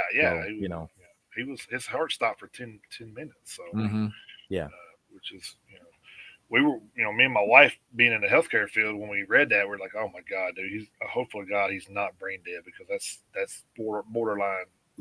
All the lack of oxygen. That's exactly. Borderline lack of oxygen. So he's a really lucky guy. So he's not he don't have faith in any kind of faith. Before that, hopefully he does now. Right, exactly. Yeah. Somebody definitely wants him to be around to do some good. So, all right. So that will wrap up the week in metal news. We will switch over to hitting the road real quick. I got 1, 2, 3. I got 3. Okay. I'm sure you got a lot more than that. I got about a page and a half. It definitely picked up over last week, but I think 2023 is ramping up a little slower, but we're getting there. Well, I'll kick mine off. I know you probably ain't surprised how I'm going to kick this off. Right. But 9 Point, Black Mojo, and Sumo Psycho announced the U.S. tour, and that kicks off on March 2nd in Virginia Beach, Virginia at Elevation 27. and ends on March 26th in San Antonio, Texas at the Rock Box, and they will be in Nashville at Basement East on March 15th, and I will be there. So I was about to say, I know where you'll be on March 15th. I think if we go see them this time, it puts them in double digits of how many times we've seen them. Oh shit! So Damn. and for $25, you can't say no. So Also true. And then we had Dave Ellefson's King of Thrash announced a U.S. tour performing Megadeth material with Hatriot. That kicks off February 16th in Joliet, Illinois at the Forge and ends on March 15th in Atlanta, Georgia at the Masquerade. Which I didn't mention. When I seen the concert announcement for Nonpoint, I seen the date and I'm like, dude, that's gonna be a busy fucking week for me. I'm probably just gonna take off work all week or something. Yeah, because you got March 15th is the concert, and then that weekend is the expo. Yeah, so I already plan on taking off that Sunday for the expo. So Yeah. So Yeah, I'm probably. I'm gonna. Hopefully that's my short week. So Yeah, I'm definitely gonna have. I'll have to put in a. I'll have to. Well, hang on a second, because the 17th. Then the 17th is a Friday, isn't it? Yeah. Okay, I'm gonna have to make sure I put that day. I put in for that day off too. So cool. And then my last one here is Hatebreed, Norma Jean, Walls of Jericho, and more were booked for a Shed Bash 2023, presented by Furnace Fest. The organizers behind Furnace Fest have announced their first ever Shed Bash festival. The Shed Bash will take place at the Sloss Furnaces in Birmingham, Alabama, on September 22nd with the following lineup: Hatebreed, Norma Jean, Walls of Jericho, Gideon, Bane.fm, With Blood Comes Cleansing, With Honor, Orthodox, Slow Pulse, and No Cure. So there you go. That is a very cool venue too, by the way. Sloss Furnace in Birmingham. I have never been there. So. It's a cool fucking venue. So maybe Furnace Fest will be decent. I can get down there to that one at some point. But yeah. Since it's definitely not that far away. So. No, about maybe 3 hours, 3.5. Actually, I think you can make it down there in 2.5, maybe a touch less. Oh, really? Yeah. I mean, it's a straight shot down 65. But I think last time I went, it was like 3 hours because of all the construction and stuff, probably. But. Well, yeah. There's variables that could change that, but yeah. So you're probably right about that too. Yeah, you can get there in 2.5, all things being clear. Yeah. If I go through there and they're still working on shit, I'll be mad because that was 10 years ago, probably. Yeah. Well, you know how they changed it. Like, oh, that was 10 years ago. We got to do something new now. So. Yeah. Well, I do remember the last time I was through Birmingham, they were still working on some things, but the major project, because they were putting in a brand new overpass. Yeah. I think adding to the loop that goes around Birmingham, because 65, 20, and 59 all go through Birmingham. So I think they were either rerouting one of the interstates through there or whatever. But the major project the last time I was through there was done. So yeah. There was like a bypass they were putting in, something like that. Yeah. So I think the major projects are done. So, but I hadn't been down there in a minute, so who knows? But so my contribution to Hitting the Road this week, the 31st through the 6th, starting out at prp.com as usual. Animals as Leaders have postponed their European and UK tour. The reasons weren't given, and the new dates have not been announced as of yet. So we'll update you guys on those when they're available.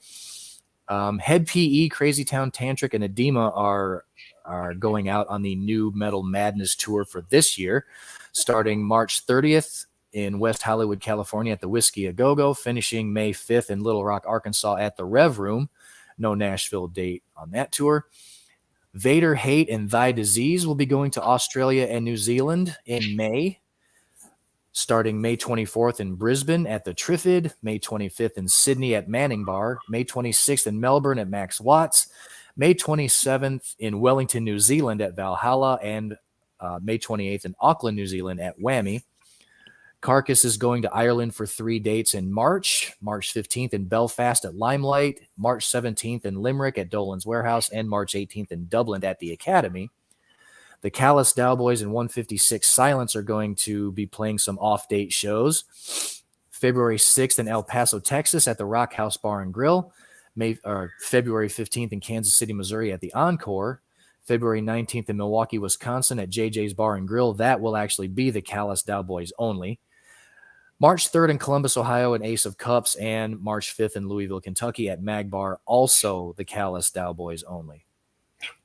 Rose Funeral, Flesh Bore, and Homicide are going on a weekend. Basically, it's called a mini tour in May, but it's only 3 dates.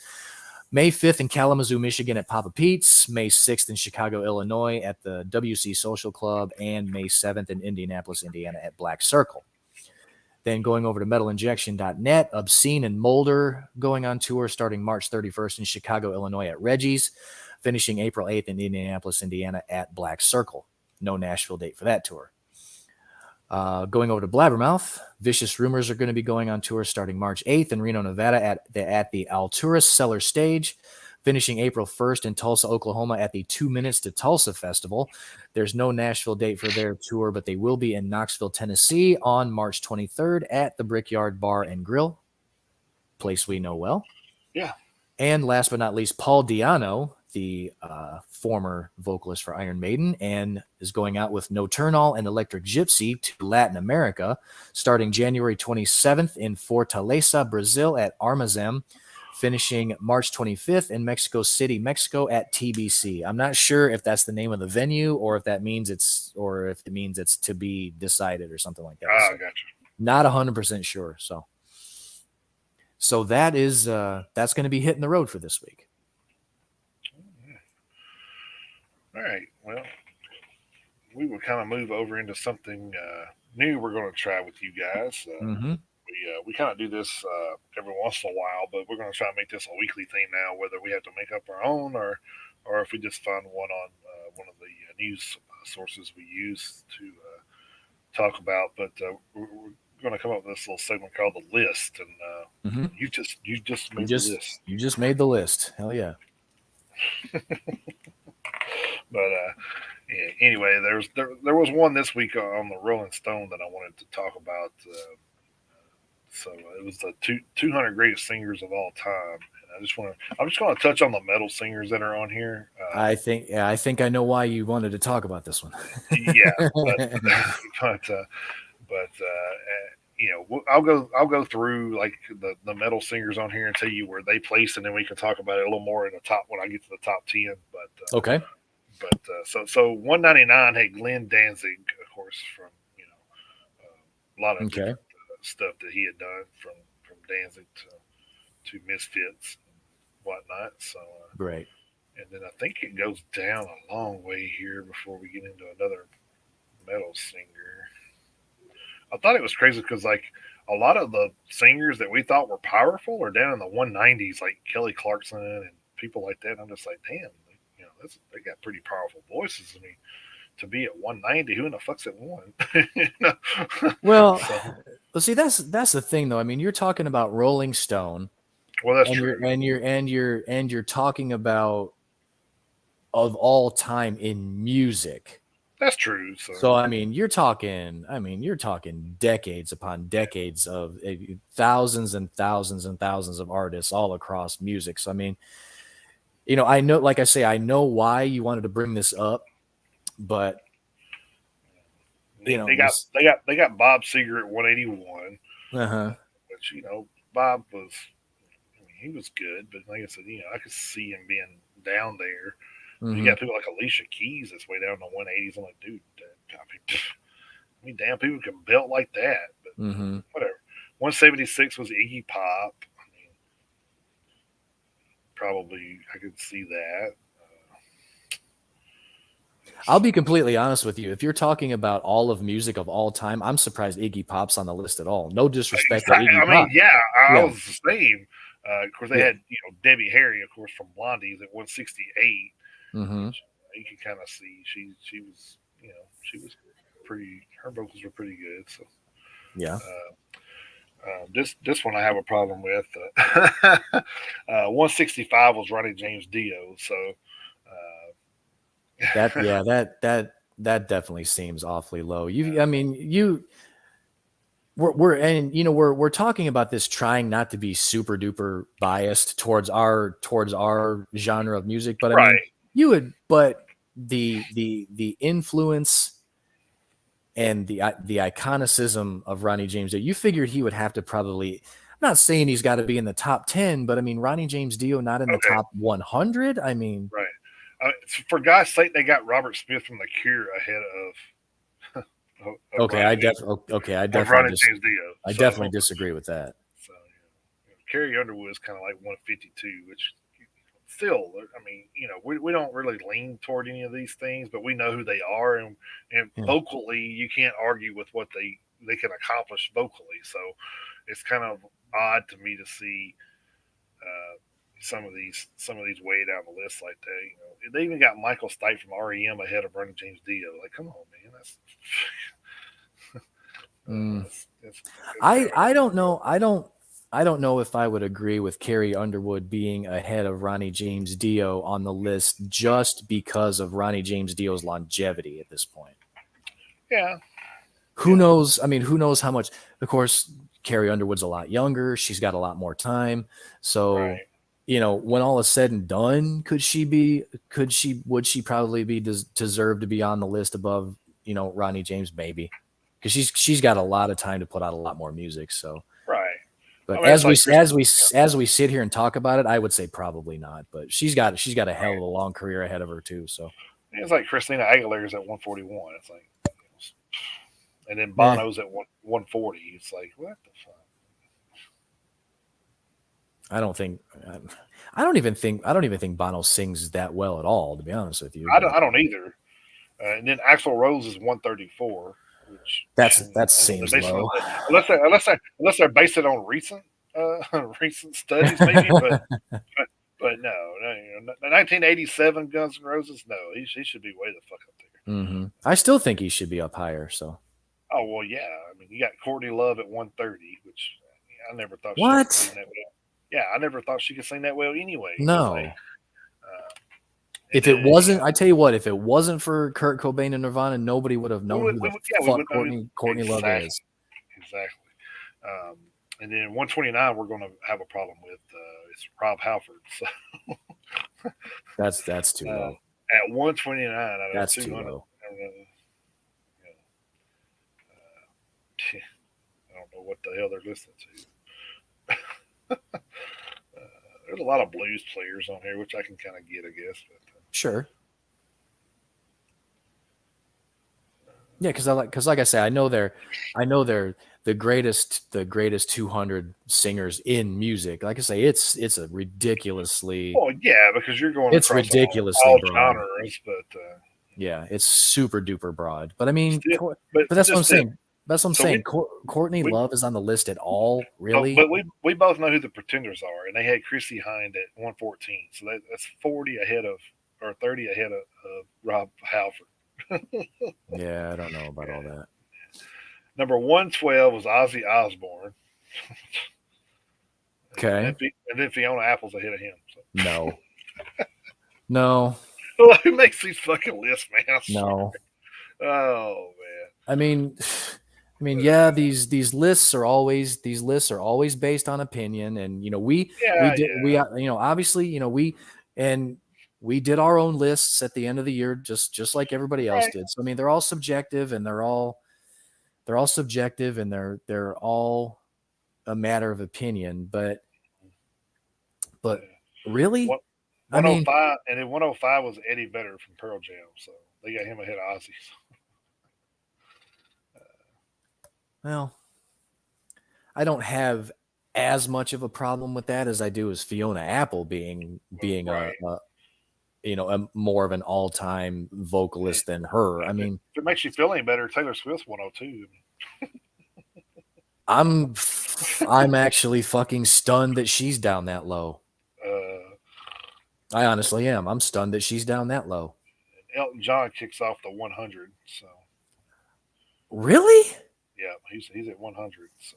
Rolling Stone, man, you didn't have a whole lot of credibility to begin with, but you're losing a lot as it goes on. Stevie Nicks is 93. How much more iconic in rock can you get than that? Yeah.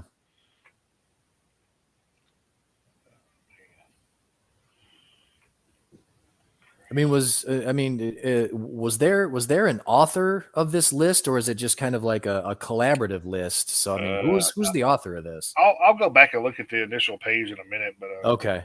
I'm still scrolling through all this shit. So they got Amy Winehouse at 83. Steve Perry from Journeys at 82. Well, at least he's in the top 100. Yeah, but I'm trying to make sure that I keep in mind that they're trying to just do music as a music, yeah, but just trying to do and you music. see the people ahead of the people that you think should be higher, and then you're like, yeah, what the fuck? Like Yeah, so Chris I'm Cornell, trying to I'm trying to keep that in context.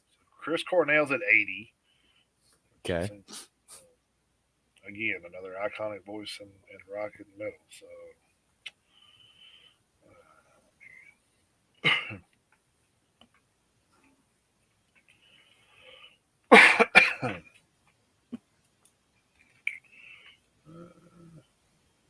let's see here, man, we go through a waves here now. So 63 was Robert Plant, of course, from Led Zeppelin. Hmm. And then George Michael's ahead of him. So Get the fuck. Oh, come on. uh, Come on. What is it that they're doing? They just if you die, you automatically get rated higher. I mean, come on. yes, I I don't mean, know. come on. I mean, Lady Gaga's at 58. And then let's see, Tina Turner's at 55, and then Hell, that Willie ain't Nelson's at 54, and then Willie Nelson's at 54. 55 for Tina Turner actually seems low. Yeah, and then Mick It does. It Jagger's seems low. 52. That seems low. Let's see. There we go. We're in the top 40 now, so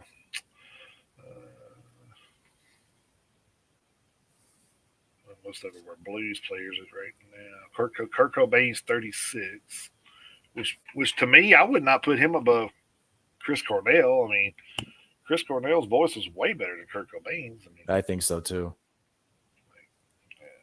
like I said, like you said, I think they're getting death votes, but It's kind of what it seems like, to be honest with you. and Luther Vandross is at 31, which we know Luther. He's good soul singer. Mm-hmm. Don't really have a problem with that. Dolly Parton's 27. Shit, honestly, that seems low for her. Yeah.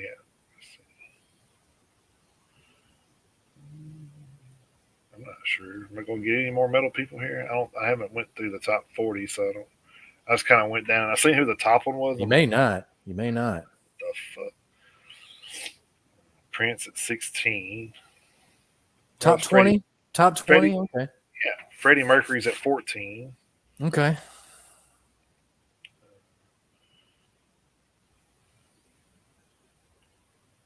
Little Richard. Boop bop loop bop. Is ahead of who? Where's he? Little Richard was number 11.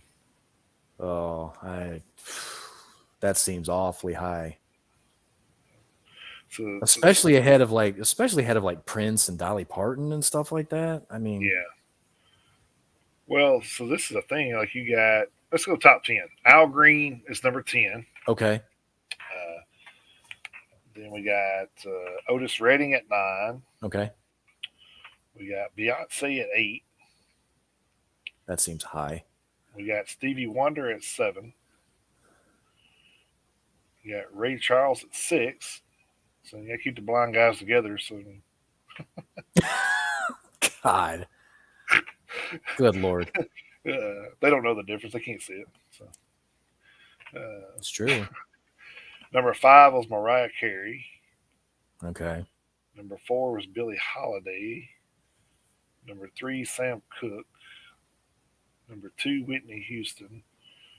And number 1, Aretha Franklin. So okay. So metal didn't break the top 40, I don't guess. No, that Oh, I well, mean, I mean, closest we got was Freddie. The closest we got was Freddie Mercury at 14. So, all in all, I mean that all in all that doesn't surprise me too much. I I mean yeah, the top I five think I got is more problem with some of the some of the ones down. Like oh they put the bottom of the list is definitely yeah, the bottom of the list so is definitely the problem. yeah. I don't know that I Well, agree with I I don't I think they just threw people together at some point. And it's like fuck yeah, it, I don't and I don't have a problem with the top 5. I have a hard time believing that Beyonce is the 8th greatest singer of in music history. I mean, come on. But well, like I said, it's all opinionated, and maybe we'll do a list of metal singers, period, female whew, and male. We'll collaborate and do something like that maybe. we could dive into something like that cuz that could be interesting. Or of course at the same time that sounds like that might be we could get together on something like that and kind of and put up a poll for the Facebook Yeah, group too. yeah, Kind of get the people in the group involved in that too because that's actually not a bad idea. I kind of like that. yeah. Let's do that. Let's get a poll going on the Facebook pages and stuff, and then we'll once we get some good data together, Yeah, we'll come out and do that. So if we do it this week, we'll just do it next week. If not, if it takes a couple of weeks, that's fine too. sure. Yeah, we could probably put it up there for a week or two. Yeah, it's a good idea. See what happens. But yeah, that was their little list there. Yeah, I got yeah. Like I said, wasn't too hot with that list, but Yeah, not there was not a some other. hundred. Not I wouldn't say that. I wouldn't say that it's all too shocking to be honest with you. I'm surprised that Right. there's. I'm not surprised that there's not a lot of names that we would know at the time. Well, we would know from our genre of music anyway, because I do know of pretty much every single one of those names, but I don't know. Oh, I I meant to see who did the because article on that I shit. I do forgot. I already closed it out now. Shit.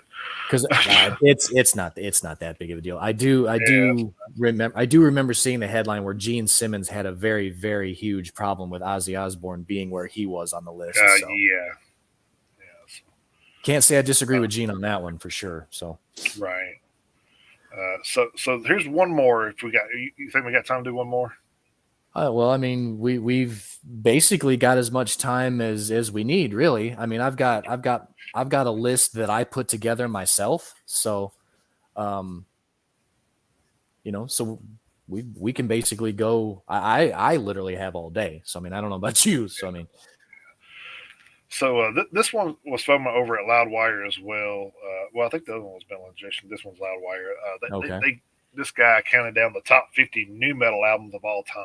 So I thought this was kind of interesting okay, all right, to try to go through. yeah, I think we'll probably be in agreement with a lot of this until we get to the top 10 maybe, and then probably okay, have to shuffle some stuff around. But maybe. Now, see, number 50, this is like the perfect example of what I wanted this segment to be. right. This was what I pictured. So number 50, they had Crazy Town, The Gift of Game. Okay, So I don't know if anybody's familiar with Crazy Town, but they were kind of a hearing gone kind of thing. yeah, pretty Uh, much. but they it was kind of like the Limp Biscuit, Red Hot Chili Peppers type mix up there, I guess. Hmm. I don't know. Well, I don't know. Probably not this album. I would have a problem with, but number 49 was Static X Machine from 2001. Okay, all right. Like I said, as long as it wasn't Wisconsin Death Trip, Yeah, if it was at 49, I'd have been like, "What the fuck?" I was about But to say Wisconsin Death Trip better be a lot higher on this list. 48 was Head PE Broke from 2000. Okay, This was their second album. 47 was Non-Point Statement from 2000. Uh, maybe. I don't know. You're talking to a Non-Point fan. Some yeah, I probably was not about to going to say agree with me. And that's you definitely know their discography a lot better than me. 46, Primer 55, the new release from 2001. not really familiar with those guys. No, neither am I. 45, I've heard of them, but right. 45 was Taproot The Gift from 2000. okay. Maybe I can probably see that. That was a pretty solid album, I guess. Mm-hmm. This one, I'm not sure. I'm not sure why this is in the new metal category, but I don't know. Maybe it's just me. But 44 was Saliva Every 6 Seconds. I'm not sure why they're considered new metal. I would not consider them new metal. I'm not exactly. Yeah, that seems slightly out of place. Yeah. I don't have a problem with it being down towards the bottom of a top 50 list, but I know it seems a little out of place here. Yeah, definitely not new metal in my eyes, but whatever. Same. 43 was Power Man 5000. Tonight the Stars Revolt from 1999. What number was that? 43. That seems like, depending on what else is above it, that seems a little low. That was actually a pretty damn good album. Yeah, because I mean that's when Worlds Collide and all that good stuff was on there. So probably their biggest album, honestly. It was. As far as I know, it was. We have 42 Spine Shank, The Height of Callousness from 2000. Not really. The thing kind of pisses me out. I said if Orgy's candy ass was industrial. that's what their their tagline says. Oh my god. Number 41 was Kitty Spit from 2000. That should be higher. I guarantee you it should be higher. That was like their most successful album, I thought. That was a good album. That should be higher than 41. Of course, I think you're going to see this band multiple times in this because it's new metal, but 40 was Korn, Untouchables, 2002. Okay. Number 39 was Dope, Felons and Revolutionaries from 1999. I would probably put that higher. Number I don't know about that. I don't know about that particular album. Well, you're not going to put them up. You're probably not going to put them higher than the next two. I'll just tell you that. Well, I was just going to say I don't because I said I would probably put that one higher. But if you're talking about that album, okay, I could probably see it because I liked Life a hell of a lot better than Felons and Revolutionaries. So 38 is Machine Head, The Burning Red from 1999. At 39? 38, yeah. 38. Okay, yeah, you're right. I'm probably not going to agree with that one. And then 37 was Mushroom Head 13 from 2003. Yeah, that seems low. Number 36 is Orgy Candy Ass from 1998. So I definitely personally I would have put the last two above the Orgy album for sure. Yeah, the last three I would have put above that one. So, Dope, Machine Head, and Mushroom Head. Yeah. Yeah, that's actually a good point. Then 35 was Cold Chamber self-titled album from 1997. Oh man. At 35? Yeah. That one's borderline too low. Man. Yeah. 34 was Drowning Pool Center from 2001. Okay.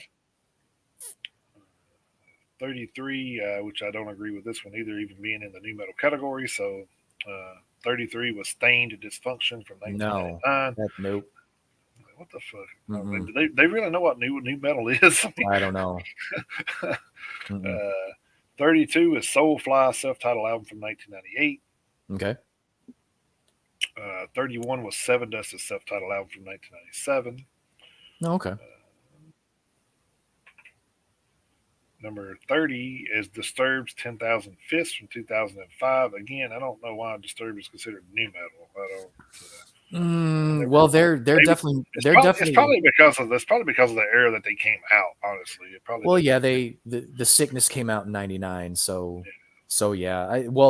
Disturbed is definitely more new metal than fucking than Saliva and Stain. Well, sure. Right, but I'm just saying, not saying that Disturbed isn't metal. I just don't think they're new metal. I think this should be in a different metal category. Well, I'm okay with them. I'm okay with them being on the list. Yeah, I'm fine with it. I'm just saying. I'm okay. I'm just telling you, they're out of touch with what new metal is. So maybe a little, for sure. 29 was Seven Dust Animosity from 2001. I liked Animosity. That one's. You could make a case for that one being borderline too low. especially after this next one. 28's POD Satellite from 2001. Yeah. I guess new metal is rap metal. I don't know. Well, Okay, I'm just going to close my laptop now and just fucking throw this whole list out the window. So, okay. All right. number 27, Static X Wisconsin Death Trip from '99. So, 27? yeah. No. Number 26 is Deftones Adrenaline from 1995. I am not a Deftones fan. Number 25 can just be fucking cut out of the mix altogether, in my opinion. But I didn't make the list. So 25 was Incubus Science from 1997. Which Not a fan of theirs either. I never considered Incubus metal. Period. So, No. any type of metal. Not really. No. 24 was Limp Bizkit Chocolate Starfish and Hot Dog Flavored Water from 2000. That seems I definitely wouldn't put that up that high for sure. That seems really, really high. 23 was Mudvayne LD50 from 2000. Okay. 22 was Limp Bizkit $3 Bill Y'all from 97. Not against. Okay. Not ahead of Mudvayne. Sorry. No. This one shouldn't be ahead of Mudvayne either. POD, The Fundamental Elements of Southtown from 1999. Hell, that wasn't even the best POD album. No, it wasn't. 20 was Papa Roach Infest from 2000. That was 20? Yeah. Okay. All right. 19 was Kid Rock, Devil Without a Cause, 1999. I have a hard time. Again, I have a hard time putting Kid Rock in anything metal. So I do too. I mean, he had some harder hits, but he had his moments right where he kind of flirted with it, but yeah, I don't know about all that. I think he just did that to get his feet wet so he could record what he wanted to. But probably 18, I'm probably gonna have a problem with is Sepultura. Shit, can't talk now and did much of this. So Sepultura Roots from 1996 at 18. That's their best fucking album. That's the best fucking album.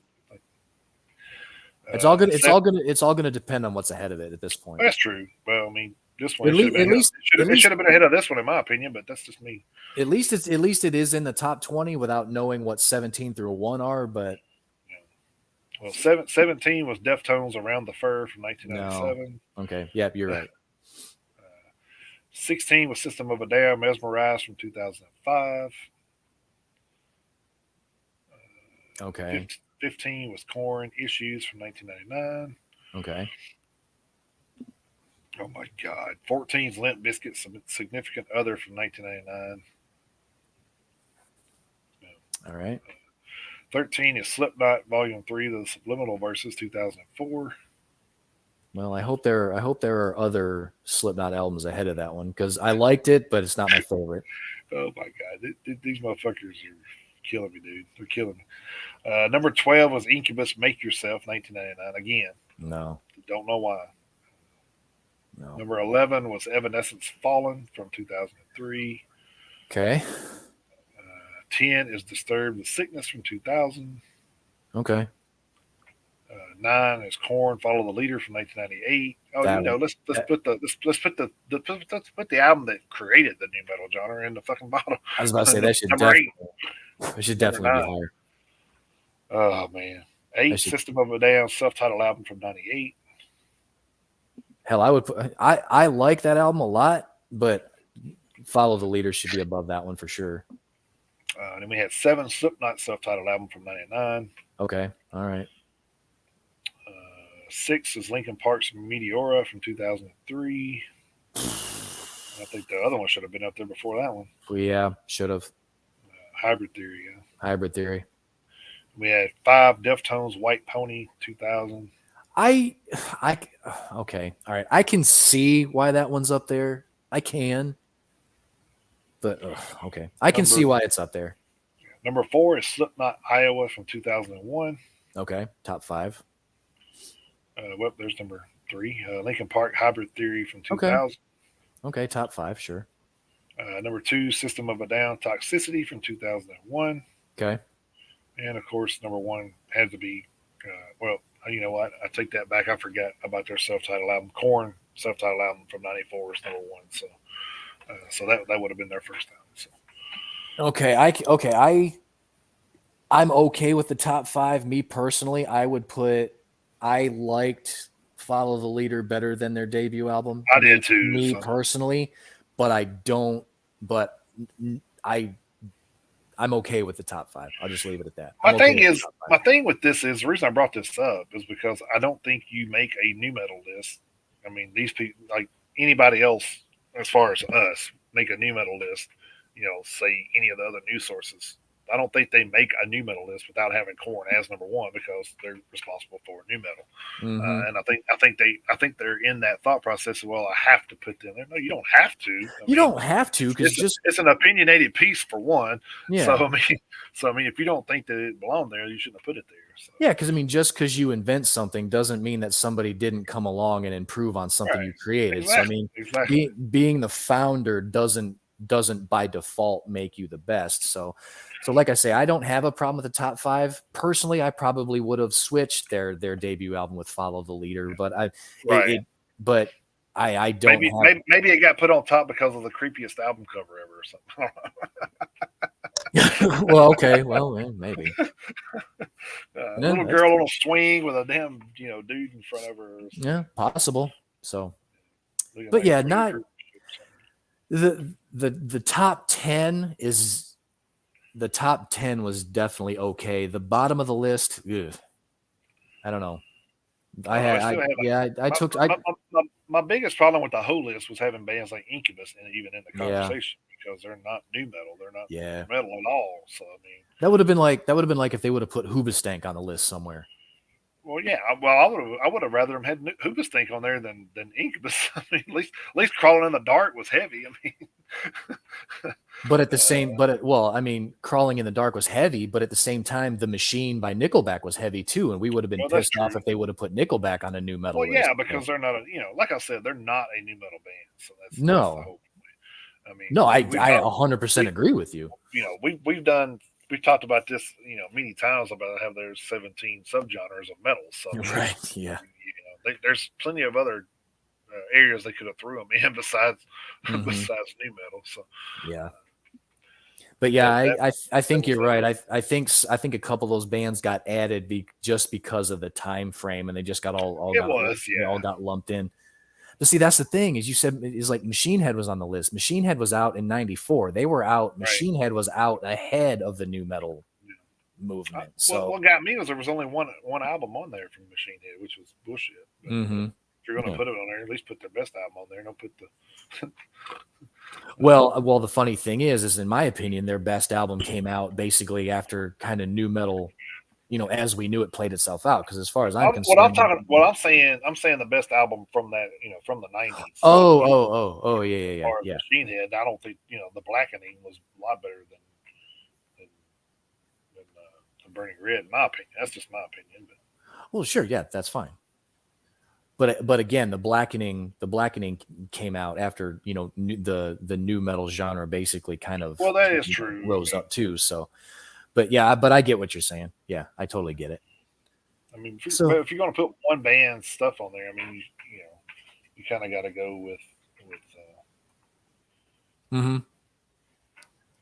Okay. Well, yeah, I think you should. Okay, now, so before we even I started this list before we even really kind of decided that this is where we were going to go. With this segment. What? I'm so sorry. No, what you got? I totally said the wrong fucking thing just now, so I apologize. I always get it mixed up because of the Burning Red. I meant to say Burn My Eyes was better than Burning Red, but no, I knew what you meant. Yeah, I knew what you meant. I knew what you meant. Yeah. I just now caught myself like, wait a minute. Yeah, no, I totally knew what you meant. But I mean, for one, I blame it on them for having two albums so close together with Burn in it. Right, yeah. Well, I mean, that's true. That is very true. Okay, so as I was saying, I started making this list because it's the subject matter started catching my attention on Encyclopedia Metallum, as I started doing research on our theme of the week list, I started noticing some of these. So I started making a list ahead of time, just because of the attention that it caught. So I've got, and this is only part one, because I have noticed some more that I haven't had time to write down. So what this is these are, I thought they were all funny. I thought they were funny, but a lot of these are kind of gross and obscene. But these are all. I have this titled the funniest band names part one, and I pulled all of these off of Encyclopedia Metallum. So I've got the name of the band, their genre, their city or country or whatever, whether or not they're active or broken up or whatever, and then their record label. So that's how I have all these listed. Now, a lot of these are obscene. So I just want to warn everybody now. But at the same time, if anyone has any delicate sensibilities, you probably aren't really a metalhead anyway. Because if any of these are like offensive to you, then I'm not exactly sure what to tell you. So these are in no particular order. I just kind of made this list as I saw them. And you will notice, as I go down the list, you will notice you'll notice one pattern for sure, probably two. So anyway, so here we go. The first one I have is a band called Turd Flesh. They are a death metal / thrash metal band. They are from the United States, but it didn't have their city listed. They are an active band, and they are independent. They are not on a label. The next band, I know. The next band is called Clit Peeler. They are a death metal gore grind band. They are from New Alexandria, Pennsylvania. They are currently listed as on hold, and they are also an independent band. Then the next band we have is Cunt Cuntley. They are a progressive deathcore band from Lowell, Massachusetts. They have split up. They were an independent band. The next one is Shitfucker. They are a black metal, death metal / thrash metal with punk influences band. And I'm kind of not real proud to say they are from Detroit, Michigan. They are an active band, and they are on Hell's Headbangers Records. So they are on a label. Then we have Boiling Vomit. They are a death metal grindcore band from the United States. The city was also listed as unknown. They are an active band and are independent. Then we have Cunt Stuffed with Medical Waste. They are a brutal death metal / gore grind band from the United States. City also unknown. They are an active band on Maggot Infected Torso Productions. Have they not seen the Swamp Thing or anything? Or the Toxic Avenger? I have no idea. Yeah.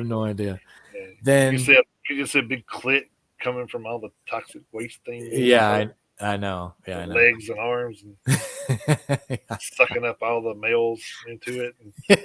I know. It's just like the subject of a bad B or C level horror movie. I just gave Seth Green some material to write new comics, I guess. Yeah, you did.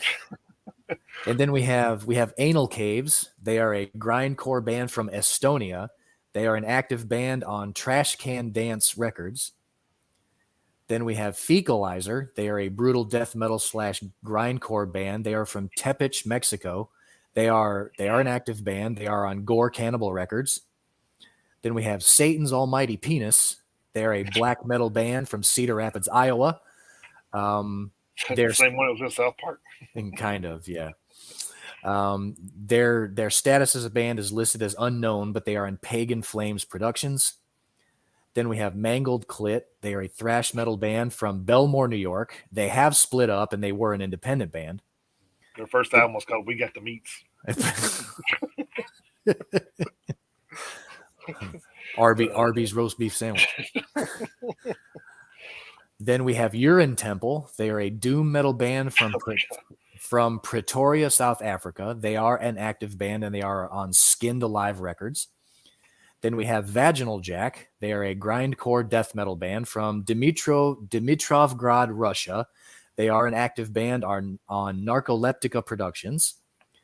Then we have Vagfang. They are an experimental death/death metal band from Philomath, Oregon. They are an active band and they are independent.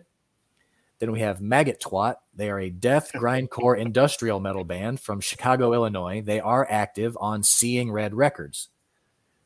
Then we have Rectal Smegma. They are a gore grind brutal death metal band from Naldwick, Netherlands. They are an active band on Rotten Roll Rex Records. We're about to ask our guests in a couple of weeks if they know who Maggot Twat is. So. I know. Yeah, I know. Then we have Infected Asshole. They are a brutal death/grindcore band from Tlalnepantla, Mexico. They are active, but they are independent. Then we have Cuntectomy. They are a death metal noisecore band from Florida. They are active and they are on Raven Dark Recordings. What was the anal band before that? What was it called? Anal what? Well, you had Anal Caves. They were up the list a little ways. And then, it's just the one right before the one you just did. Oh, Infected Asshole? Infected Asshole. Just rolls off the tongue, doesn't it? They're just oozing with material. So. Yeah, they are.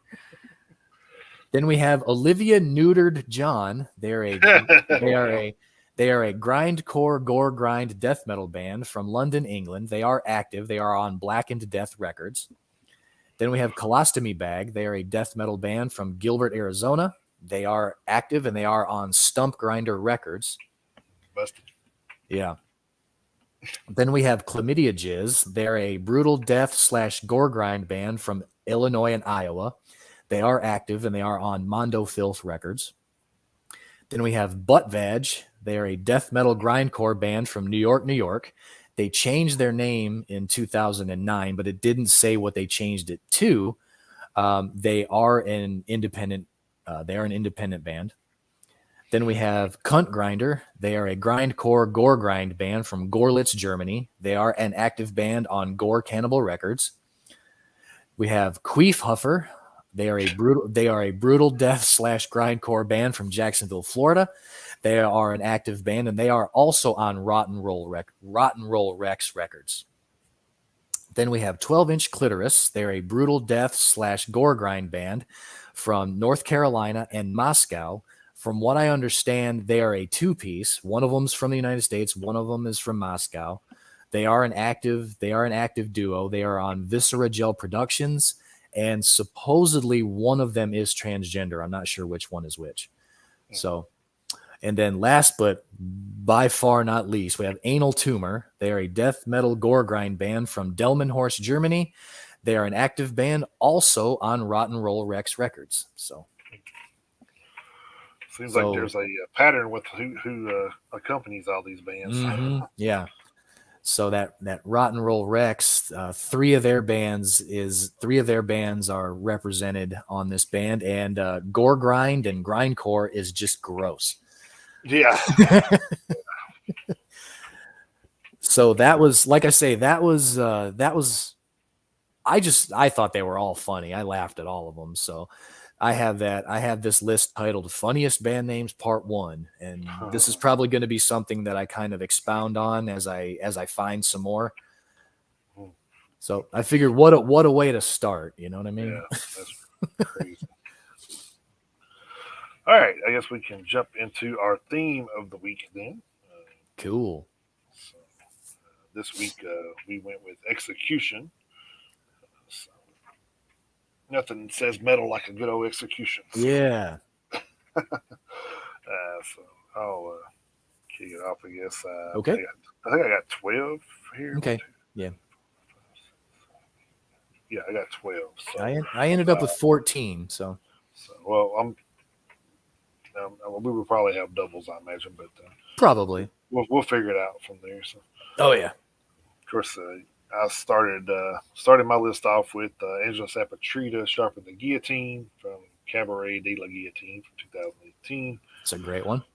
And I went with Megadeth, Kick the Chair from The System Has Failed 2004. And then I went with Warbringer, Off With Their Heads from number 4, Empire's Collapse 2013. Yes, it's a short song, but it is a song. So I think it's like a minute, a few seconds or something. But that's okay. It's got lyrics and everything. So there you Then I went with Power Trip, Executioner's Tax, Swing of the Axe from Nightmare Logic 2017. Then I went with Art of Shock, Execution Song from Dark Angelus 2020. Then I went with Between the Buried and Me, Condemned to the Gallows from Automata 1 in 2018. Then I went with Atreyu Gallows from My Congregation of the Damned 2009. Then, of course, I went with this version because I kind of figured you'd had the other one. So I went with Iron Maiden's Hallowed Be Thy Name from Number of the Beast 1982. And then I went with Havoc, Hang 'em High from Conformicide 2017. Then I went with band names on this one. I went with Firing Squad. Nice. Had, with a song called Fight Night. It was just a single they had last year. So hopefully that's going to be an album that comes out this year I can check out because I really like this song. But, yeah. Then I went with Soulfly, Lethal Injection from Omen 2010. And then I went with the band Lethal Injection with the song called Lifetime, which was also a single in 2022. So hopefully that's another one that's going to have an album out this year. So that was my list for the execution theme of the week.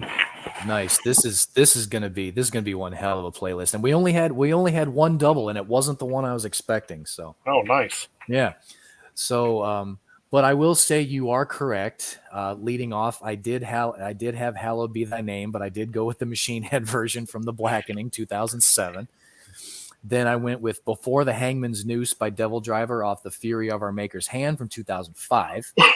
And then one of our friends makes an appearance on the list. I went with Civil Execution by Extinction AD off of their album Faith Killer from 2015. Nice. Then I went with Execution Guaranteed by Rage off of the album of the same name from 1987, way back in 1987. Went back a little ways for that one. Then I went with Execution Style by Soulfly off of Prophecy from 2004. Then I had a Public Execution by Shadows Fall off of Retribution from 2009. Then number 7, I had Carnival of Execution by Hatriot from Days Unto Darkness from 2019. Then this was one of the ones I was kind of surprised that we both didn't have. I went with Ride the Lightning by Metallica off album of the same name from 84. Then I had Hung, Drawn, and Quartered by Accept off of Stalingrad from 2012. I had Dead Man Walking at number 10 by Loudness from Ghetto Machine, 1997. Then number 11, I went with Dead Man Walking by Onslaught from their album 6 from 2013. Then hopefully something that happens to everyone who's executed for something, I went with Hell Awaits by Slayer off of Hell Awaits from 1985. Then I don't usually do a band more than once, but number 13, I went with Death Row by Accept off of the album with the same name from 1994. I put Accept on here twice for two reasons. One, both songs fit with the theme, and also that's two different singers, so it's kind of two different eras. Right. So I kind of made an exception there for that. And then number 14, the double the one double we did have, I had Executioner's Tax, Swing of the Axe by Power Trip off of Nightmare Logic from 2017. There was one. What's crazy is that whole album could probably be on here. It probably could, but there's actually one I was actually surprised you didn't have, and I didn't go with it because I figured you would have it. But there was the song "Execution" by Death Angel. Oh yeah. I saw it. I was like, nah, he'll have that one. So you always have Death Angel on lockdown. So yeah, most of the time, yeah. So. But there's nothing that says we can't add it. So we can add it. Yeah, we can definitely add it. And I'm also going to add Sentenced, the song Noose from Sentenced. I forgot about that one too. It's a good one too. So just now. So yeah, that's a good one. Like, damn, how did I forget that one? So yeah. So yeah, we'll get that list collaborated on and compiled. We'll get that post for you guys, and then as always, and then everybody who is in the Facebook group who at least has access to Spotify anyway can add songs that they would like as long as it's in keeping with the theme. So there we go. Shaping up to be a really, really good list. Really great way to start 2023. Isn't that right, Mr. Cat? What do you think? God damn it, quit. What do you think, huh? What do you think? I'd let you get in my lap if I wasn't wearing a brand new shirt. And you get hair all over it, right? Yeah, exactly. That's what I'm saying. I don't want him getting hair all over my brand new shirt. All right, there is the weekly playlist here. There we go. And just so if you know, if there wasn't a lot release wise this week, so when I did the list, I kind of went and did something a little different. Okay.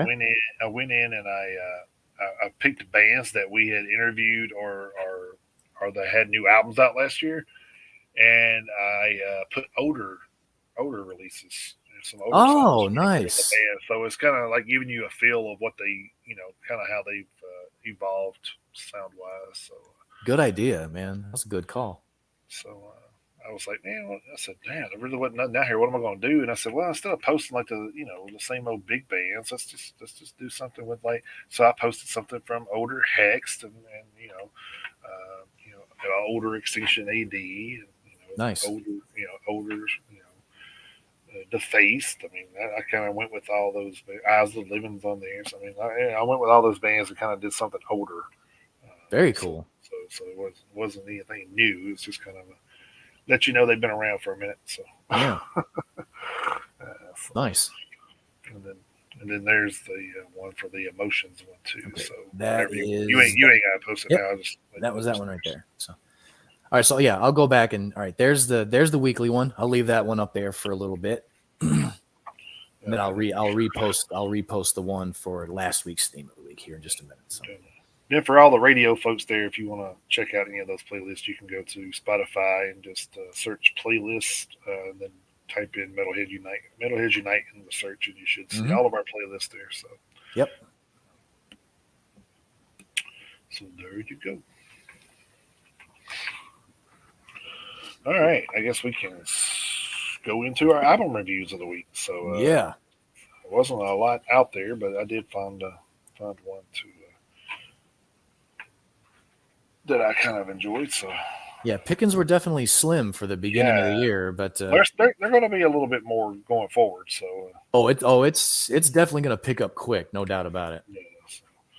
But I went with a band called Concrete Age, and the name of the album was Bardo Thodo, I guess, Thodol. I think it's Yeah. Thodo, but I'm not sure what that. I need to look up and see what that means, because I'm sure that's another language.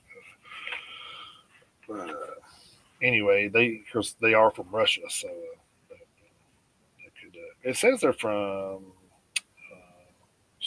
Stravopol Cray, and it was early. Now it's saying later they're from London, United Kingdom. So I don't know if they moved the band or what happened there. Well, if they were originally from Russia, they were probably like, we better get out of here. So Yeah, we better get out here before they go to war with Ukraine. So, right.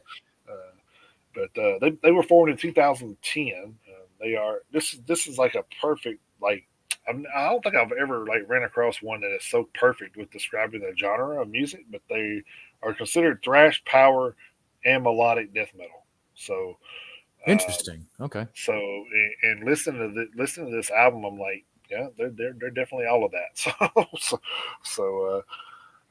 The current members, I guess Frosty J is on vocals and guitars. He's actually the only original member left. Looks like he was the only one that was singing from 2010. So then we had Boris.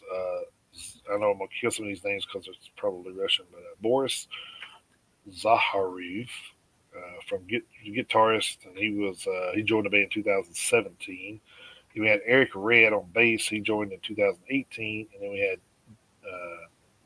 David Marini, and he's the drummer, and he joined in 2019. So like I said, the only one that's kind of old school is the singer and guitarist there. So everybody else is kind of new to the band. So it kind of makes me want to go back and listen to some of their older stuff to see what they sounded like before.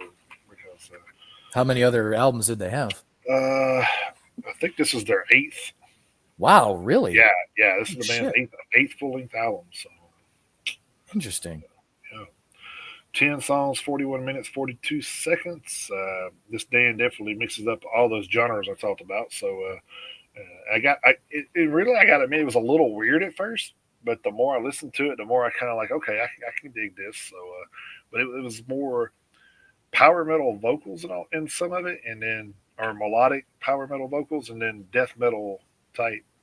I don't know. It was weird, but then it had power metal like guitars and stuff with gutturals. So it was it's kind of like flip flops when they were playing. So Hmm. it was definitely strange at first. And then like the third time I got to listen to it, I'm like, this really isn't so bad. So I guess like Once I the said, yeah, I guess it was just kind of like it was new. So you kind of like, wow, that's different, and then you kind of has to like you gotta let it soak in and sink in for a minute. So yeah.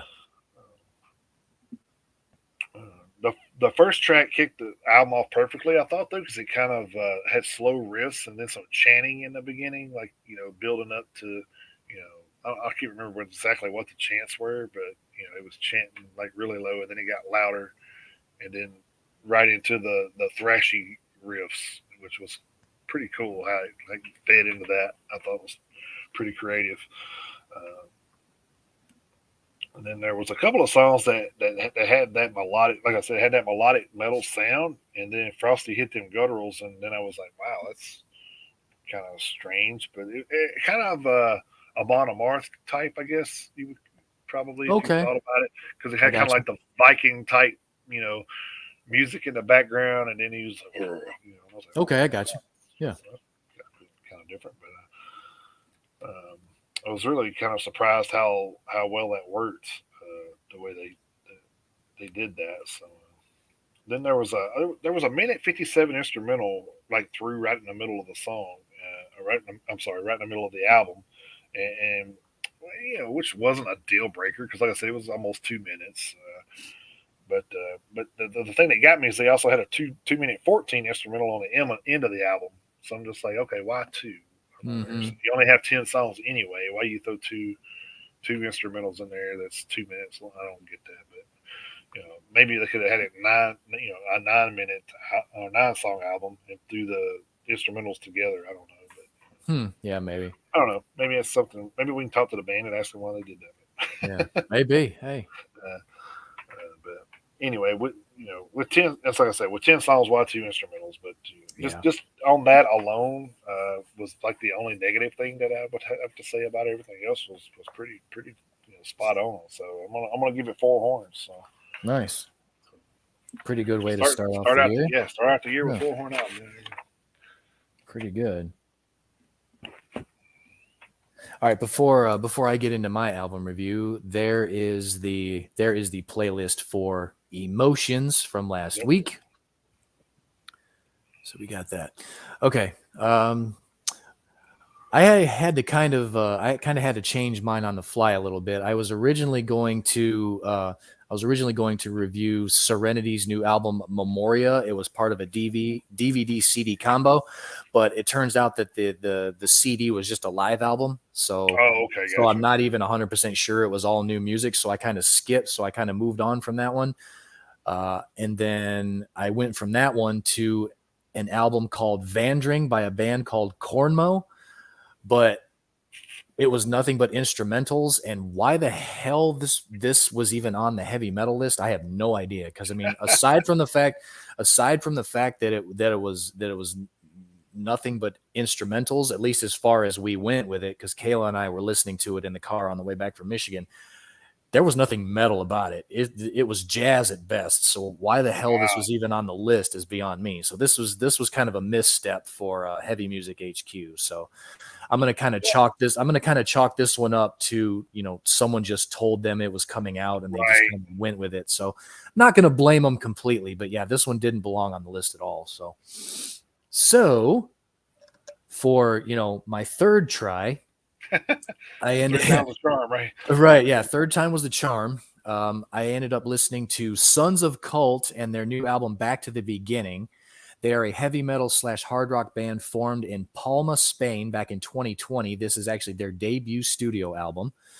Their current lineup consists of Jordi Segura on drums, Vincente Paya on guitars, Jaume Villanova on vocals, Vicky Affidani on bass, and Dan Garcia on guitars.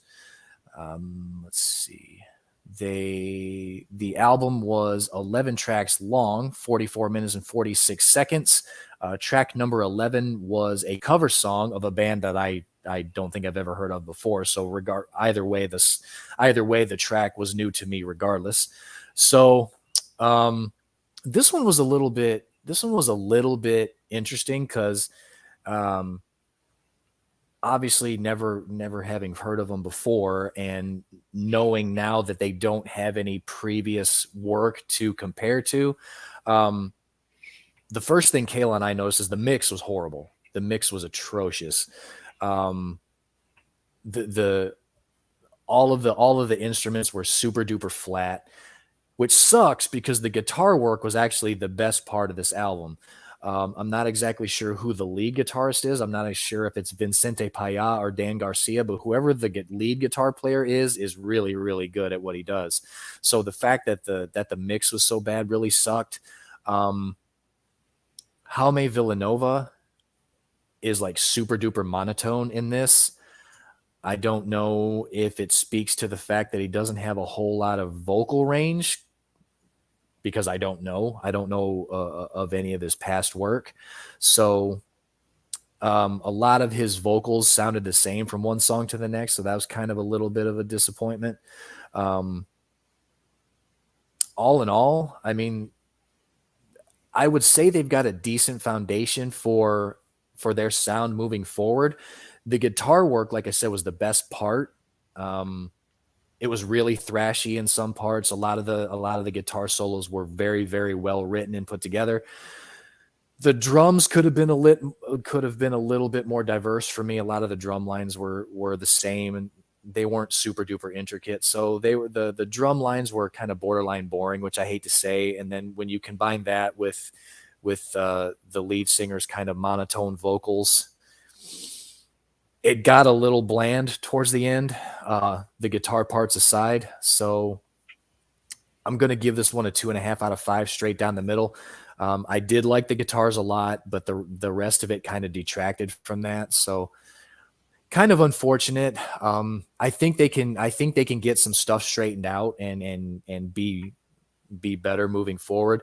They definitely got to get someone to mix and master the album better. That I think would have helped. If it would have been a lot more crisp, it would have helped. I could have probably given it a 3 out of 5 if it wasn't for the fact that it just sounded so flat and muffled, which is kind of not really fair to the band. But at the same time, if they heard it, they could have said something about it, I think. But so that's where I'm going to go with that one. 2.5. Like they had a tape recorder in a room, like the old school tape recorder. Kind of, sort of. Was playing into it. It sounded kind of. It did kind of have a little bit of an analog sound to it. So yeah, it's kind of not really something you want to.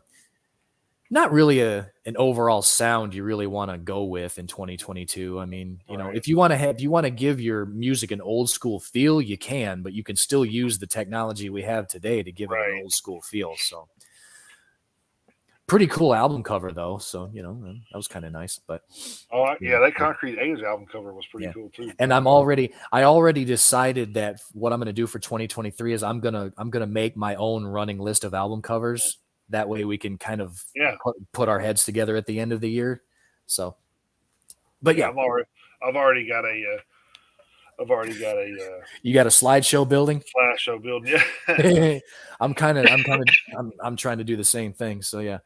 So kind of trying to get out ahead of it this year, trying to be a little bit more proactive. So, well, yeah, because I think it took like preparing for, taking 2 and 3 weeks to prepare for an end of year show kind of takes away from weekly duties sometimes. So I feel like that I could have did some more weekly stuff than I did when I was trying to prepare for all that. So yep, I'm right there. So, yeah, if you already got it done, then you don't have to worry about that. Just exactly. Yeah, absolutely. That's what I'm saying. I'm doing a OneNote with all my albums and what I rated them, so I can go back, at the end of the year and pull that up and say, oh, okay, well, this was this and this. I'll go back and listen to these 10 albums, and I'm doing the same thing with a Word document. So yeah. All right, so so that wraps up the January 6th. I'm probably there was one, two, three. There were three EPs on the list, such as it was. I'm gonna try to listen to maybe. They were all death metal, I believe. So. Okay, well, still, I may snag one or two of them during the week as I have time. But but other than that, moving on from January 6th, looking forward to Friday the 13th. Ooh. Leading Right. off, yeah, leading off, we have Admire the Grim with Rogue 5, Ahab with the Coral Tombs. Hold on. Anti-Mose the Beast with Vision. Anubis with Decreation Day. That is an EP. We have Azken Auzi with a self-titled album. Thank God I don't have to say that again. We have Beyond the Black with a self-titled album. We have Crom with The Era of Darkness. We have Cursed Excruciation with Arcane Diabolism. Death Engine with Ocean. Defy the Curse with Horrors of Human Sacrifice. Draken with Book of Black. Illusion with The Fundamental Paradox. We have End Time and Cosmic Reaper with Doom Sessions Volume 7. That is an EP. And it may be a split EP. I'm not 100% sure because it does have a slash. But also it usually lists it as a split, so I'm not 100% sure. But then we have the Gauntlet with Dark Steel and Fire. We have Gra with Lysaon. Guts Club with Cliffs/Walls. Again, not sure if that's a split or not. We have Gaios Diabolical with In Accordance with the Prophecy. We have He Shimon with 4 Good Reasons to Punch You in the Face. I know, right? That might be one where you have to kind of listen to it just because the name of the band kind of like laces out, you know? So yeah, we have He Shimon with 4 Good Reasons to Punch You in the Face, and that is an EP. We have Helevate with The Purpose is Cruelty, also an EP. We have Hostile. Wait, I'm sorry. I said that wrong. Host Soul. Yeah. We have Host Soul with Lang Leve Doden. I'm not 100% sure I said that right. We have Inversia with Through the Black Bubble. Jared James Nichols with a self-titled album. We have Collapse with Phantom Center. We have Conera with Ominous Ubiquitous. We have Commandant with Titan Hammer. Lipa with Rue. Leper Colony with a self-titled album. We have Limbs with Ecluse. Little Villains with Battle of Britain. Malo de Dentro with Follow Me. Moonlight Sorcery with Nightwind the Conqueror. Nord End with AOK. Obituary with Dying of Everything. We know Dana's looking forward to that one. He already had it pre-ordered, so he's got that one on the way. Odium with Wathrosh. Polar with Everywhere Everything. Ropes Inside a Hole with A Man and His Nature. Ruin Throne with The Unconscious Mind of Arda. Samtar with Shadow of the King Charade. Screamer with Kingmaker. Slog with Divination. Thy Darkened Shade with Liber Lucifer 2. Mahapralaya.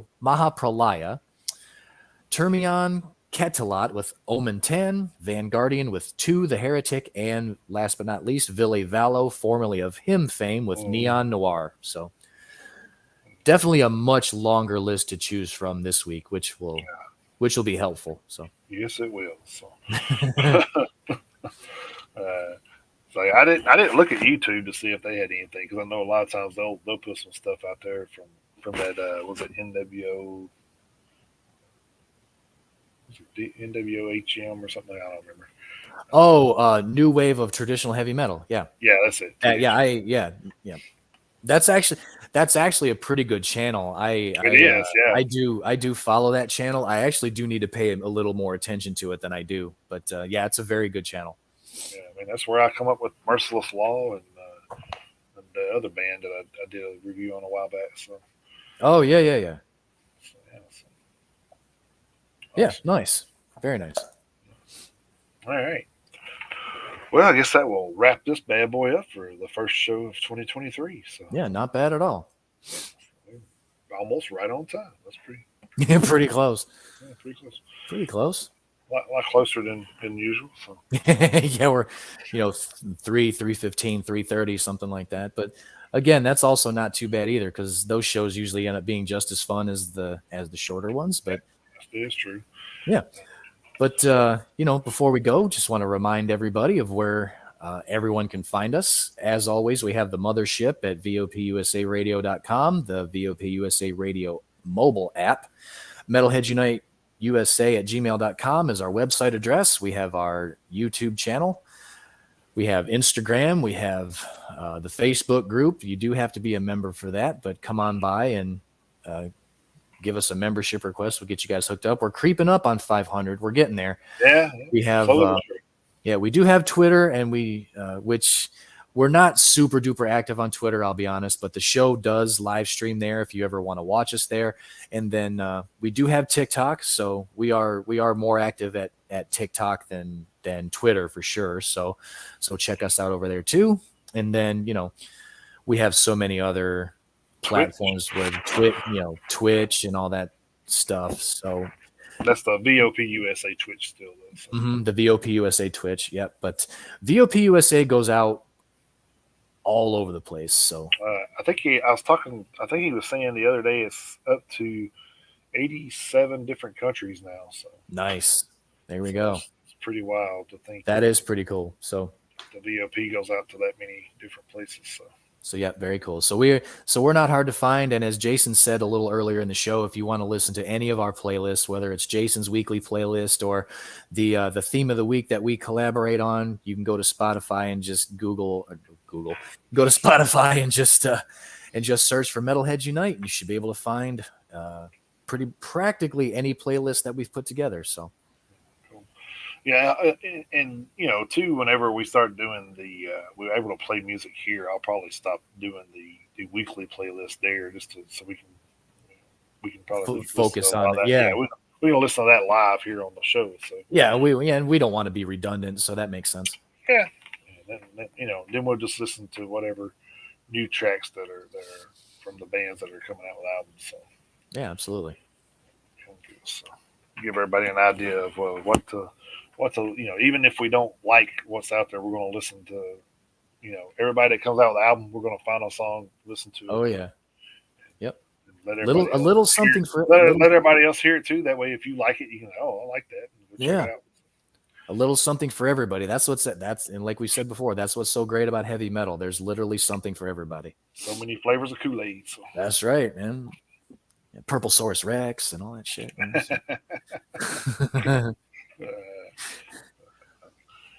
All right, gang. Appreciate you stopping by with us today again. Don't mark your calendars for the 28th. We'll have the band out of Chicago, Spillage.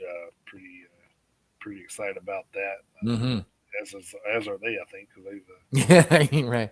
definitely been out there posting away. So we appreciate that too. We definitely appreciate that. He asked me. He said, "Hey, how do you guys usually handle promotions?" And I said, "Well, we usually verify the week before, make sure you guys are coming on, and then we'll start promoting." And he said, "Man, can you just create an event?" And I said, "Yeah, I can do that." So I just did it from our Metalheads page and created the event there and shared it out.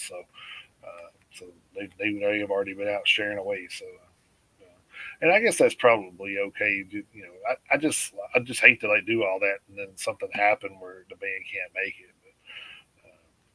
But, they seem pretty positive they're going to be there. So. Well, the good thing is if something should happen and we have to and we're not able to do the show on the 28th, I'm sure it's something that we can. Reschedule. We'll be able to reschedule. So yeah, if something should happen, it's not like the interview won't happen. We may just have to push it back a little bit, which is fine. So shit happens. You know what I mean? That's right. Yeah, it does. Doo-doo occurs. Yes, it does. Anyway, gang, I appreciate you stopping by and checking us out today. Hopefully you like the new little segments there. Yeah, if anybody wants to give us any feedback, that's totally fine. Yeah, we're definitely going to continue doing some new stuff going forward too. So we're going to bring the what if back, here and there. Oh yeah. So I thought that was a pretty cool little segment that we did before, and we kind of got off of that by doing all the interviews and whatnot. So we'll try to get back into doing that as well. We'll probably fit that in sometimes when we don't have a list or something maybe, but we'll see. Maybe we can do both. Maybe we can do both. We'll see. Yeah, we probably can. All right, Yank. So until next week, hope you guys have a good week and keep those devil horns held high and jump in that pit anytime you can. See you next week. Thanks, guys. Have a good one.